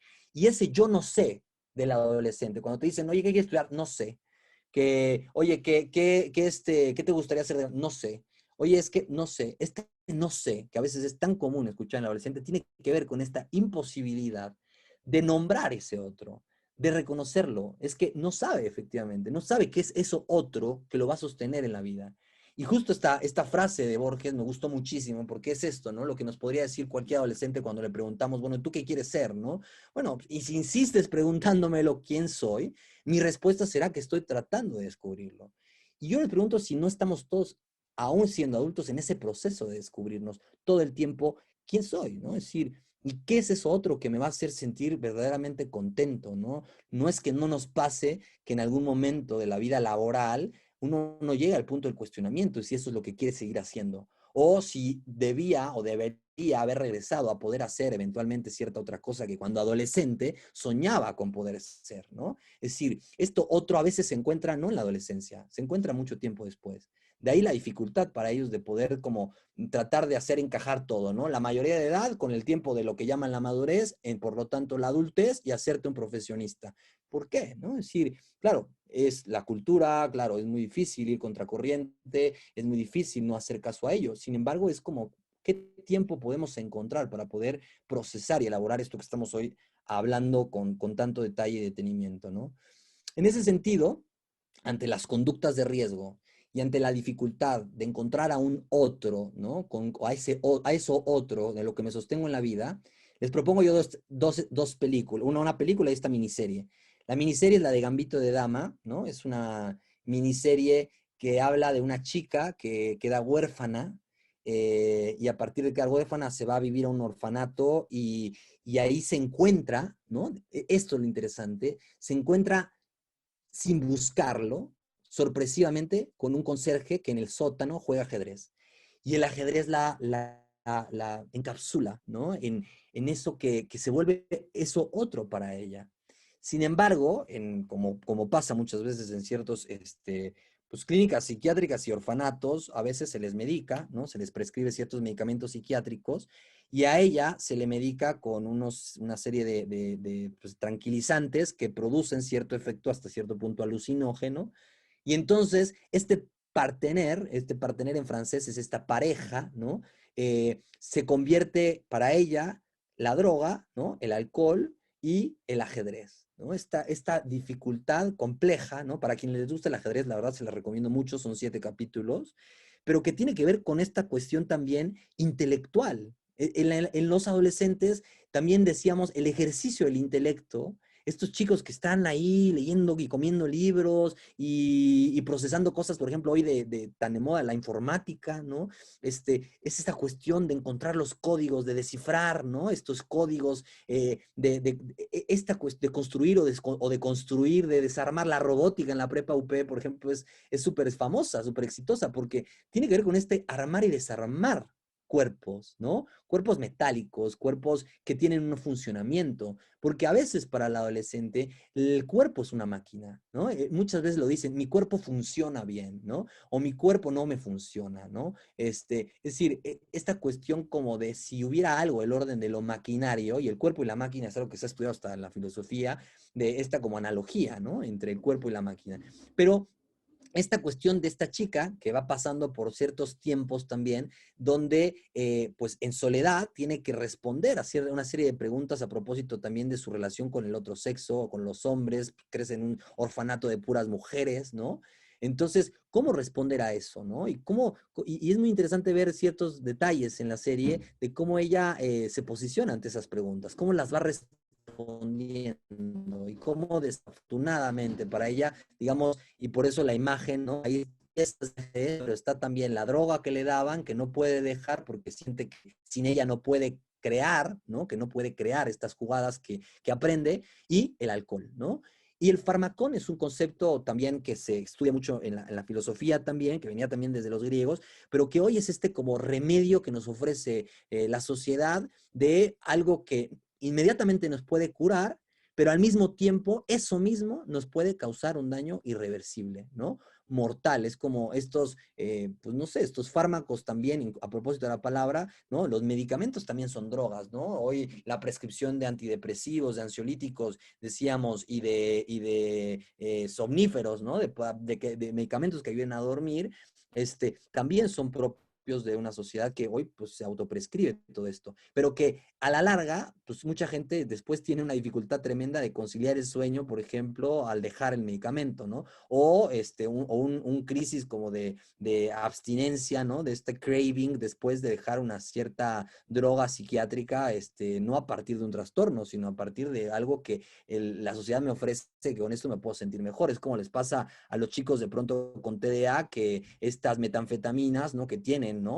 Perdón, las anfetaminas, no las anfetaminas que tienen el Ritalin y distintos fármacos, producen una mejora en el rendimiento académico, ¿no? O en la atención o la concentración. Y entonces ya no es para tratar un problema, sino es para optimizar, ¿no? Como a manera maquinaria, un cuerpo que debe rendir ante los estándares que la sociedad exige, ¿no? Entonces es interesante también pensar estos fenómenos a propósito de esta dificultad para el docente de hacer algo con el cuerpo. Y es una manera en donde a veces se encuentra el chico en la droga, ¿no? En el alcohol, en estos, ¿cómo le llaman? Tapones, ¿no? Que se meten, dicen, con el alcohol. Claro, es un tapón, porque tapona la palabra, tapona la boca, ¿no? Es decir, dificulta el hablar, ¿no? Cuando uno se embrutece con el alcohol, ¿no? O con otro tipo de droga. Y The Spectacular Now es la película de un chico que también, un adolescente, que su padre, bueno, pues un padre ausente, bastante errático, que tiene una relación muy particular también con el alcohol, y él también la tiene, este chico. Y empieza la película como él aplicando en su último año de preparatoria a la universidad. Entonces, bueno, la película cuenta un poco lo que le va pasando a lo largo de la película con una chica de la cual pues se empieza a relacionar, y esta chica también empieza a consumir con el alcohol, y empieza a ver cómo esta función de lo que el chico reproduce con la relación que tiene con el alcohol en su relación con las mujeres. Sabemos que cuando ya hablamos de una problemática adictiva, ¿no? Ya hablamos de que muchas veces más bien se trata de que este objeto adictivo reemplaza a cualquier otro tipo de objeto que dé algún tipo de satisfacción, dígase amorosa o incluso sexual. Es decir, el partener del adicto se vuelve su objeto adictivo, incluso por encima del goce sexual o el goce amoroso con el otro, ¿no? Justamente de lo que se excluye, ¿no? De lo que digamos, sí, se retrae por completo el sujeto adicto, es de la relación con los otros, ¿no? Es un goce totalmente auto, ¿no? Consigo mismo, ¿no? Entonces, estas dos se las puedo recomendar para pensar en relación a estos temas. Y bueno, para ir también cerrando, insisto en pensar entonces el tiempo adolescente como un ejercicio de lectura y escritura. A quien le guste leer, propóngase leer lo que los hijos y las hijas dicen a manera de un texto, así como cuando uno lee unas líneas y no sabe uno para dónde van a ir esas líneas o qué va a contar esa historia. Y uno debe esperar de pronto para poder leer y poder esbozar algo que esa historia va a contar. De igual forma, lo que está pasando con los personajes, pensando esto como una pantomima familiar, ¿no? La novela familiar que uno se construya a partir de la familia con la que creció, uno puede ir leyéndola y darse cuenta de que el adolescente está haciendo un intento de traducción del mundo, de lo que le ha pasado, de lo que le está pasando, ¿no? Y a partir de eso está inventando un nuevo mundo para poderlo habitar. Hay una película que ahorita no recuerdo exactamente el nombre, pero creo que es un puente a Terabitia, ¿no? La palabra Terabitia es clave para poder encontrar la película. Pero justo es eso, como abrir ese otro puente, como las crónicas de Narnia, ¿no? Es decir, ese armario que abre hacia otro mundo, ¿no? Y que posibilita la salida de un mundo de encierro, ¿no? Que estaban estos chicos, estos tres hijos también muy, digamos, dos de ellos adolescentes, una niña, ¿no? Que les ayuda a poder ver ese otro mundo al adolescente que lo está olvidando, ese mundo infantil, pero para tratar algo, se trata de un tratamiento con la existencia, un tratamiento del mundo, una traducción, una narrativa que pueda nombrar eso que no es calculable, ¿no? Que lo que decíamos que les está pasando. Imagínense ahora, a propósito de todo esto, lo incalculable sumado a lo incierto de este momento, ¿no? A lo que tampoco se puede calcular en el afuera, ¿no? Entonces, este juego del exterior y el interior, que dificulta tanto el pasaje adolescente, hay que ayudarle a que el adolescente lo pueda tramitar y que pueda traducir ese enigma, ¿no? Es un enigma para todos. Si ustedes, siempre invito a los papás, y fíjense, digo a los papás como si solo fueran esos, o sea, son adultos, a los hombres y mujeres que me escuchan, es que tienen hijos, ¿no? Es decir, que en ese sentido son padres, ¿no? Pero recordar que fueron adolescentes. Y eso nos lo olvidamos. De pronto lo olvidamos a nuestro pesar. Queda como reprimido ese tiempo, ¿no? Y no recordamos muchas veces eso. A veces hay que hacer un cierto recorrido y los adolescentes en ese sentido nos invitan todo el tiempo a hacerlo, nos interpelan respecto a nuestra propia adolescencia y eso es genial porque entonces hay una posibilidad de reeditar eso que atravesamos para no repetirlo, tratar de editarlo en los hijos, por ejemplo, ¿no? Y no cometer ese error que muchas veces inconscientemente uno puede cometer, ¿no? Entonces hay que ayudarle a tratar de traducir eso enigmático en la existencia del adolescente. Pero el problema, y ahí es un punto como importante a considerar, es cuando encapsulamos a ese chico o esa chica en un tú eres esto, como lo decía con las categorías diagnósticas desde lo que me compete como el área de la salud mental, ¿no? Pero también podríamos decir en el área vocacional, ¿no? Si el adolescente está en ese pasaje de preguntarse por eso otro, de lo cual se va a tomar, entonces, de alguna manera, si yo lo encierro a eso que tú eres esto, no dejo lugar al equívoco, no dejo lugar al rodeo, no dejo lugar a eso que pueda ser como el flirteo, ¿no? El coqueteo con algo que igual de eso no me enamoro, ¿no? Igual de alguien que me está gustando y al principio salgo, intento, pruebo y me doy cuenta que no. Y lo mismo tiene que pasar con, por ejemplo, con la elección vocacional, ¿no? Es un proceso de enamoramiento. El chico se tiene que enamorar de lo que va a hacer. Y si no siente amor y solo lo toma para no sentirse solo, ¿no? O para no, qué sé yo, de quedarse atrás, ¿no? De esta ola en la que todos ya se subieron y todos los demás dicen que la tienen segura y que ya saben qué hacer con su vida y yo no, ¿no? Que les pasa mucho a ellos y a ellas. Bueno, en ese sentido, yo creo que hay que ayudarle, ¿no? A abrir un tiempo para pensar y no cerrar, ¿no? Incluso algunos dicen desde muy temprano momento que ya saben lo que quieren, ¿no? Que ya saben lo que quieren ser, ¿no? Yo quiero ser médico, yo quiero ser, ¿no? Pero el ser es mucho más complejo que eso, ¿no? En el ser hay un vacío, en la personalidad.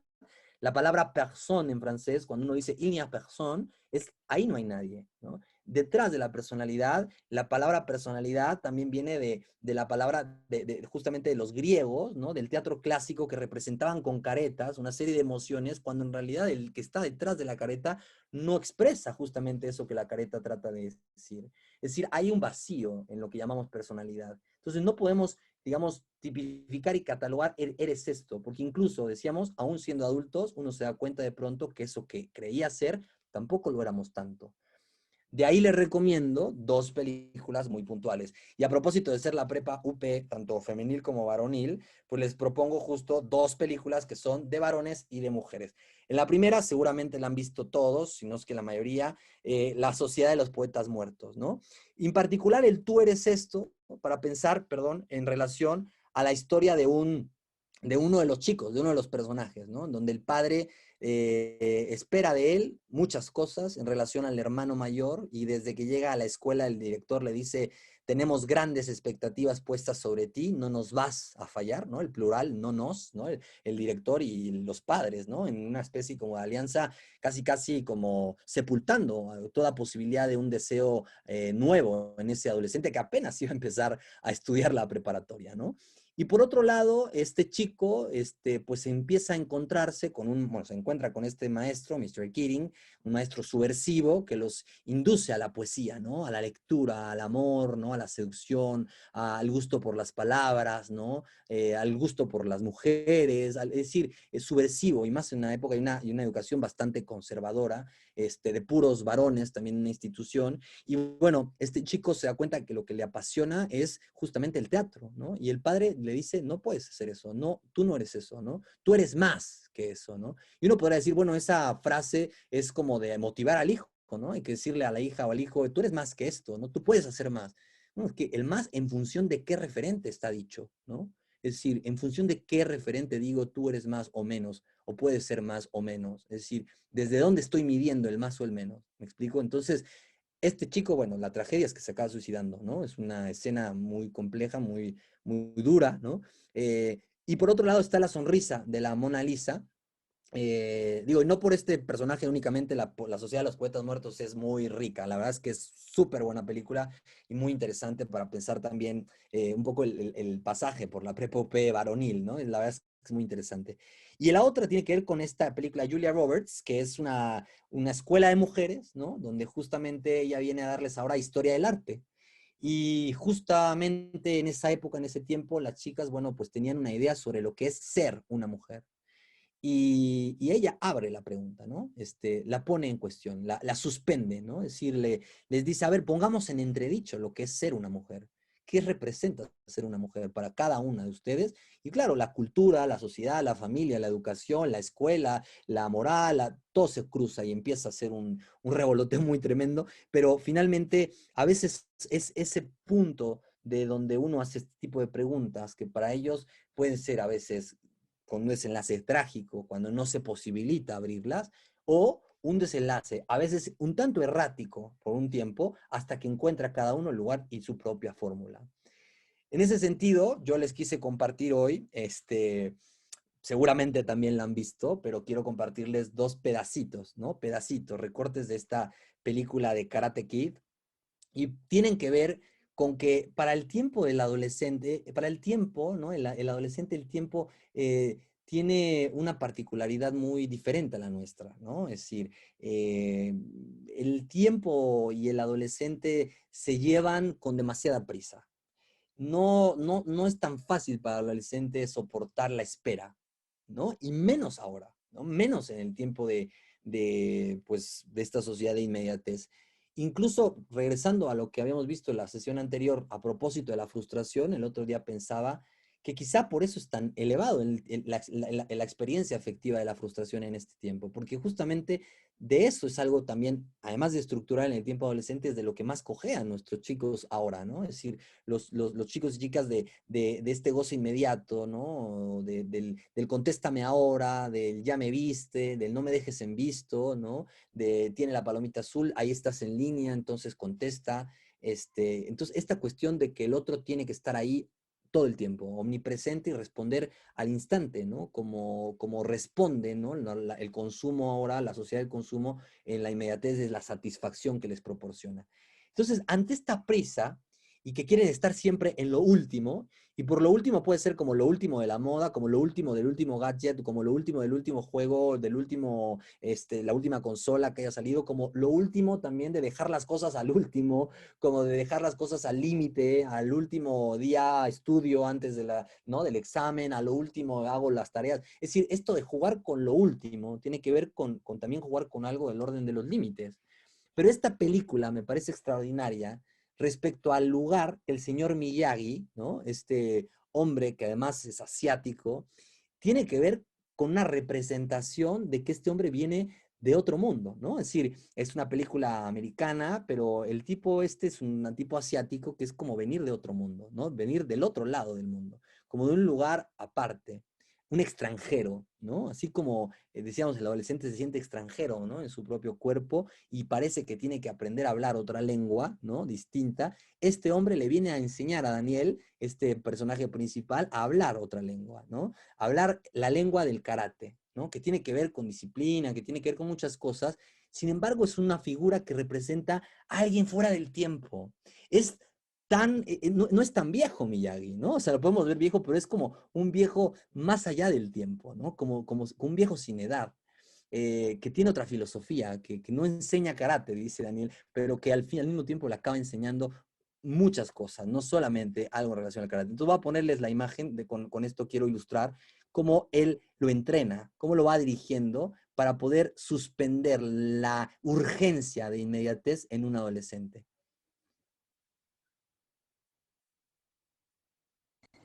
Eso creo. Daniel-san, hay que hablar. Ir en camino, ¿m? Por la derecha es seguro. Por la izquierda es seguro. Por en medio, tarde o temprano, te aplastan como a una uva. Aquí en karate es lo mismo.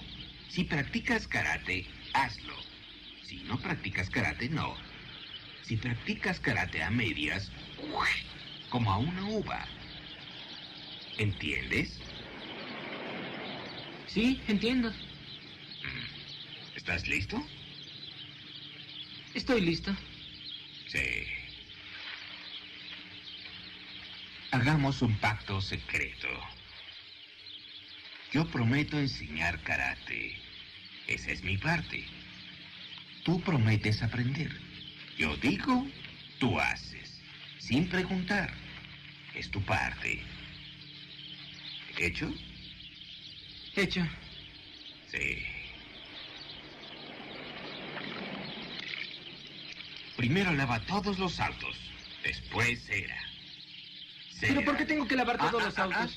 No olvides el trato. Sin preguntar. Sí, pero ¿Correcto? Encerar, mano derecha. Pulir, mano izquierda. Encerar, pulir. Respirar por la nariz. Fuera por la boca. Encerar, pulir. Debes respirar, es muy importante. Encerar, pulir. Encerar, pulir. ¿Y estos autos de dónde vienen? Encerar, de Detroit. Pulir. Encerar.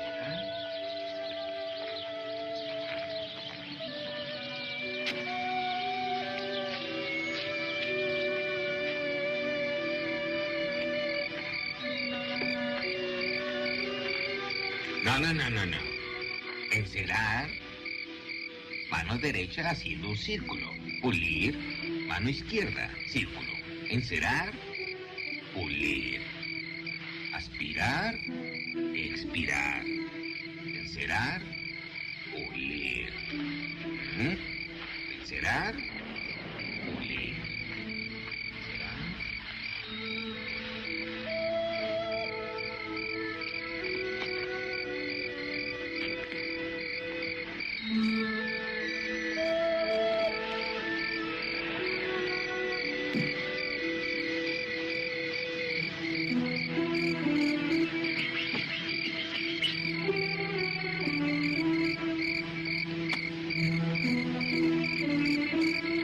Señor Miyagi, ya terminé.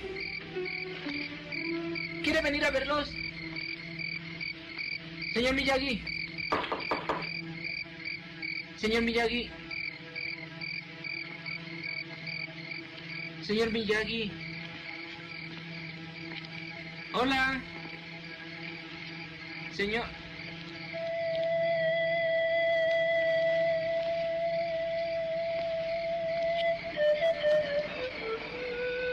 Bueno, finalmente ahí lo que hace Daniel San es irse, ¿no? Y Miyagi pues como que lo ignora, ¿no? Guarda silencio. ¿Qué pasa después en la película, ¿no? ¿Qué pasa con esto que parece como algo del orden de lo absurdo, ¿no? Como de lo innecesario, como de esto de ¿para qué me va a servir?, ¿no? Es tan común que el adolescente pregunte eso, por ejemplo, en clases, ¿no? ¿Y esto para qué lo vemos? ¿Y esto para qué me va a servir? ¿Y esto por qué lo tengo que hacer? ¿No? Pero a veces esas cosas no es que tengamos la respuesta inmediata, porque tampoco se la podemos dar. Él cree que se la podemos dar, ¿no? Por ejemplo, en lo vocacional, me pasa mucho que dicen, es que, deberíamos de ver cosas de orientación vocacional, ¿no? Deberíamos de ver cosas de universidades, deberíamos de ver como si el objeto estuviera al alcance de manera inmediata, ¿no? Cuando hay que hacer todo un rodeo para poder descubrir qué quiero, cuando hay que pasar por uno mismo para poder tomar una decisión así. Y entonces esta cuestión de lo absurdo solamente a veces toma sentido en retrospectiva, ¿no? Cuando con el paso del tiempo incluso nosotros podremos recordar a un padre o una madre que nos dijeron tal frase, ¿no? A un maestro o una maestra que nos dijeron tal otra frase, ¿no? Y a partir de ahí se resignifica, pero necesita pasar un tiempo. ¿Y qué pasó con Daniel Sam después del tiempo? Es lo que vamos a ver. Además recuerden que les pone a pulir los pisos, le pone a pintar paredes con una técnica muy específica, ¿no? Muy particular hasta que, bueno, se lo encuentra y lo pone en práctica. Enséñame. Lijaré el piso. No puedo mover el brazo, entienda.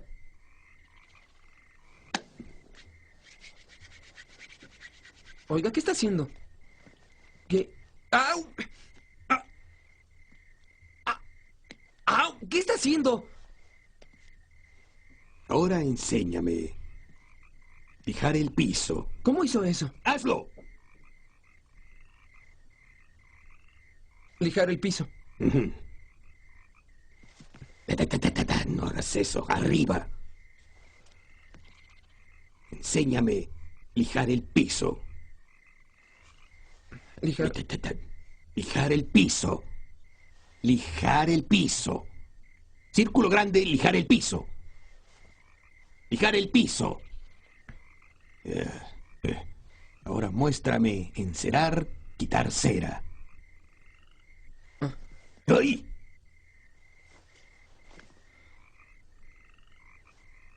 Encerar, quitar cera. Encerar, quitar cera. Encerar. ¡Ay! Quitar cera. ¡Ay! Concéntrate, mira a mis ojos. Mira la mano. Pulgar hacia adentro. Encera. ¡Ay! Quitar cera. ¡Ja! Encera. ¡Ja! Quita cera. ¡Ja! Cera. Quita cera. ¡Ay! Enséñame a pintar la cerca. Arriba, abajo. Arriba. Abajo. Arriba. Abajo. El otro lado. Mira mis ojos. Siempre mira los ojos. Ahora pintar la casa de lado a lado. Sostén muñeca. De lado a lado.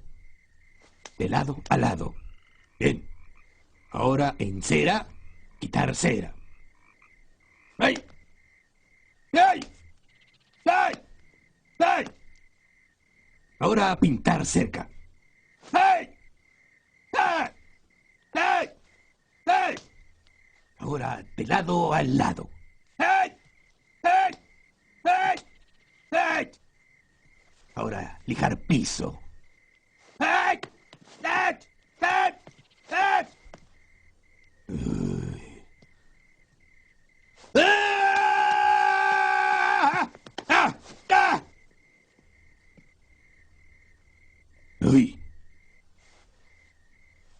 Oye, mira los ojos, siempre mira los ojos. Vuelve mañana. Exacto. Entonces, eso me parece genial porque es como, vuelve mañana, queda algo inconcluso, ¿no? Siempre queda algo por decir. Siempre quedará un vacío que no se puede llenar. Hay una necesidad a veces de los chicos de colmarse, ¿no? De sentirse satisfechos, ¿no? De tenerlo todo y de tenerlo todo por certero, cuando en realidad, y más pensando otra vez como cierre en relación a estos tiempos, no es posible la certeza, ¿no? Nunca, ¿no? Realmente la es. Pero como esta posibilidad que da Miyagi de hacer como perder el tiempo, ¿no? Aparentemente el chico parece que está perdiendo el tiempo, parece que eso no le va a servir de nada, pero de repente cobra otro sentido, ¿no? A veces hay que acompañar ese proceso para que eso que se hace cobre cierto sentido, ¿no? Y se encuentre a posteriori, ¿no? Pero finalmente es esta cuestión de tratar de elongar el tiempo a veces de esta cuestión inmediata. El deporte, por ejemplo, ayuda mucho para eso, porque yo recuerdo mucho respecto a los deportes, sobre todo que tienen que ver, por ejemplo, con balón, ¿no? Con el uso de balón. El reclamo casi siempre de los deportistas es, pues, ¿cuándo vamos a usar balón, no? Es decir, si se hace trabajo físico, ¿no? Es como el cuerpo duele, cansancio, ¿no? Lo pesado. Y luego, pues, la parte como, pues, técnica, ¿no? O más bien coordinativa, ¿no? Y la parte técnica es a veces lo último que se trabaja, ¿no? Es con lo que se pule, digamos, un deportista. Igualmente un artista, capaz que la técnica la tiene que estudiar mucho tiempo antes de poder escribir su primera obra o pintar su primera pintura. De igual manera, un adolescente quizá necesita justamente curtirse, digamos, en una expresión muy coloquial, antes de poder, pues, consumar un acto, ¿no? Pero para muchos, esta necesidad de inmediatamente tener el balón, inmediatamente tener la respuesta, empuja a veces a falsas salidas que para muchos es tiene que ver con lo que vimos hoy, ¿no? La urgencia de lo insoportable también de un cuerpo que les pide, les exige y les habla y los mueve y los conmueve a pesar de ellos, ¿no?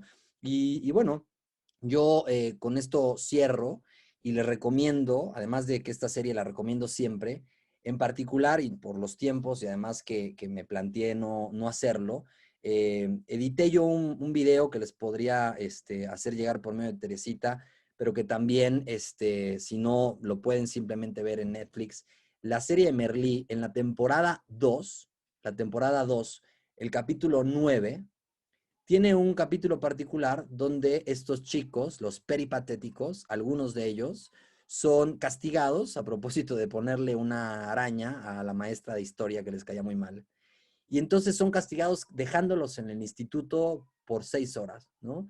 En una tarde lluviosa, donde pues los chicos están ahí castigados sin salir del salón, y Merlí llega, el profesor de filosofía, a quitarles los celulares y los invita a reflexionar sobre el sentido del para qué están ahí, ¿no? Es decir, les hace la pregunta del por qué las cosas existen.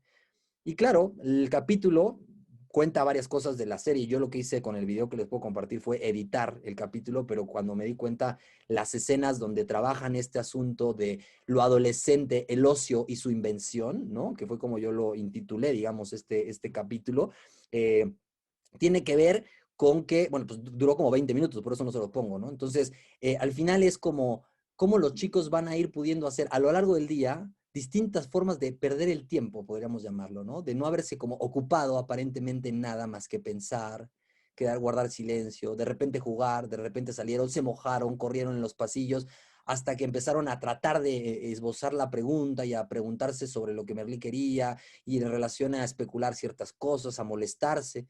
De repente empezaron a intimar, ¿no? Empezaron a hablar cada uno, van a ver que cada uno empieza a hablar algo de su historia familiar, de sus padres, hasta que acaban por poderse responder algo en relación a esta pregunta, juntos, vaciando el salón de clases, vaciando justamente las bancas, ¿no? Sacándolas del salón para poder de alguna manera quedarse solo ellos y su pensamiento. Y a partir de ahí, justamente de ese vacío, poder construir una respuesta, poder construir quizás su propia fórmula, ¿no? Y sentir que a partir de esa fórmula que encuentran con otros, encuentran su lugar. Y bueno, no les cuento más porque la serie es súper buena y en ese sentido, bueno, les recomiendo capítulo 9 temporada 2 la verdad les va a gustar muchísimo. La verdad esto lo ejemplifica este capítulo en particular de manera muy, muy puntual. Y bueno, con eso yo terminaría para dejar lugar a comentarios, reflexiones finales de su parte, conclusiones propias, eh, y bueno, abierto a cualquier comentario. Gracias, muchas gracias.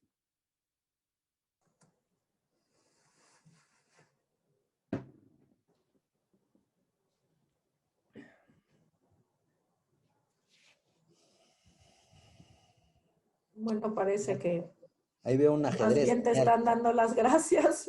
Buena plática. Genial, genial.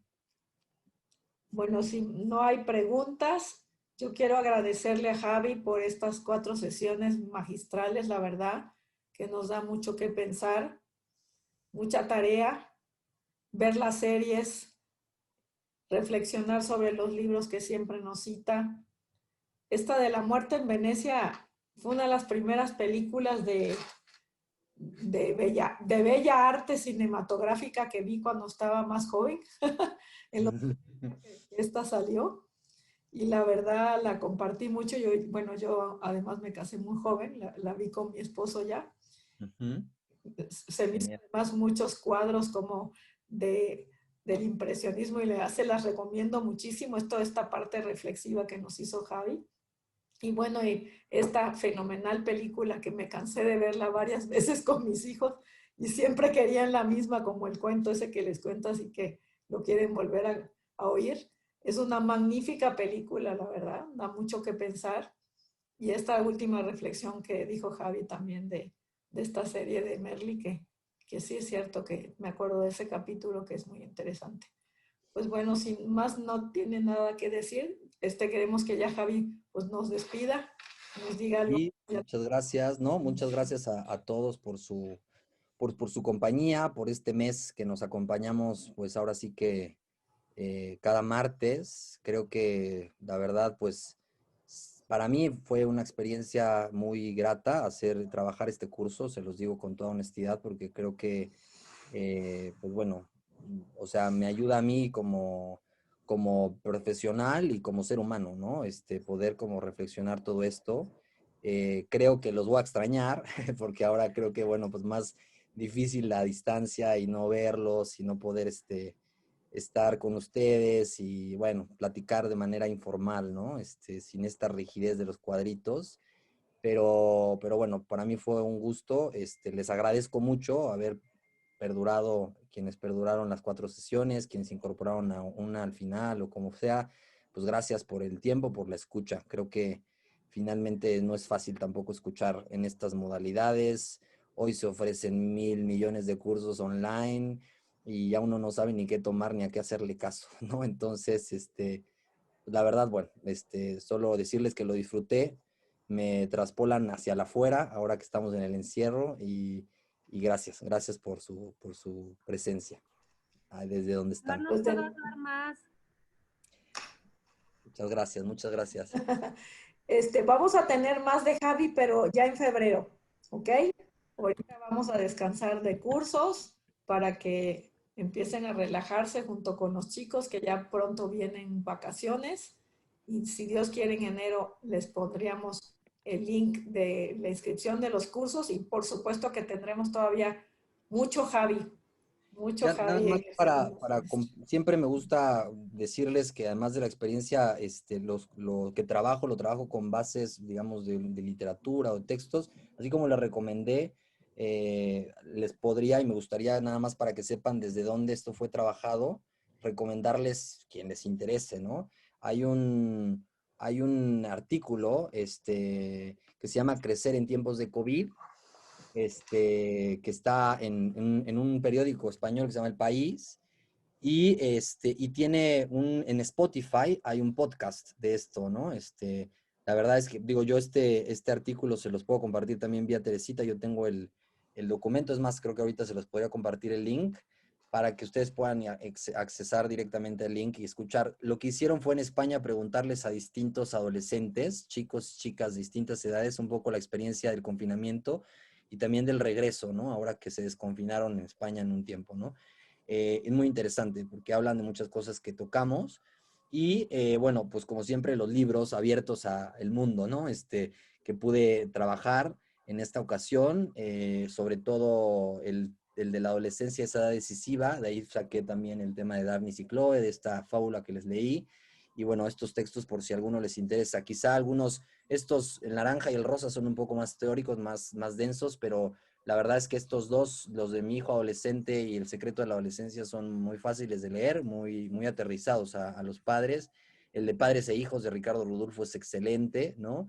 Cualquiera, digo, yo sé que el tiempo para todos es difícil y bueno, si les gusta leer y si les gusta de repente encontrarse con algo que les pueda ayudar a pensar, pues bueno, ahí están estos recursos y otros que, bueno, yo les he estado compartiendo ya de manera constante, ¿no? Que he estado trabajando en este tiempo para que si quieren, pues todos están, me parece, bueno, casi todos, ¿no? Todos estos, al menos de los primeros y los dos primeros de este slide, quizá también el del complejo de Telémaco y Padres e Hijos están en Amazon, ¿no? Los pueden conseguir, algunos en Kindle, en otros versión física, pero bueno, que sepan que si uno siente la necesidad de remitirse a pensar algo de lo que hablamos, pues lo pueden hacer en estos libros, ¿sale?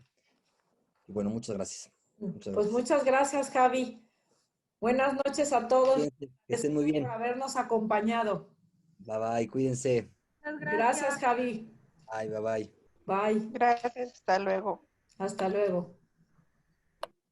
A ver el link del artículo. Javi, te estaban escuchando unos doctores que estaban en el GEA González en su espacio de, pues sí, de tranquilidad.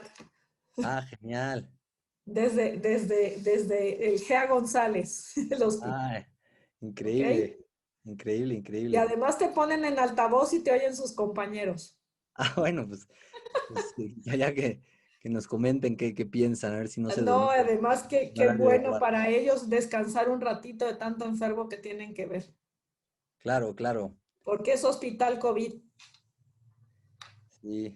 Déjenme ponerles el link, bueno, los que están todavía, ahí está el link Perfecto, de Crecer en tiempos de COVID, por si les interesa. perfecto. Muy bien. Bueno, perfecto. Gracias, Javi. Gracias. Bueno, voy a cerrar. Gracias. Sí, Cuídense hasta mucho. luego. Buenas noches, descansa.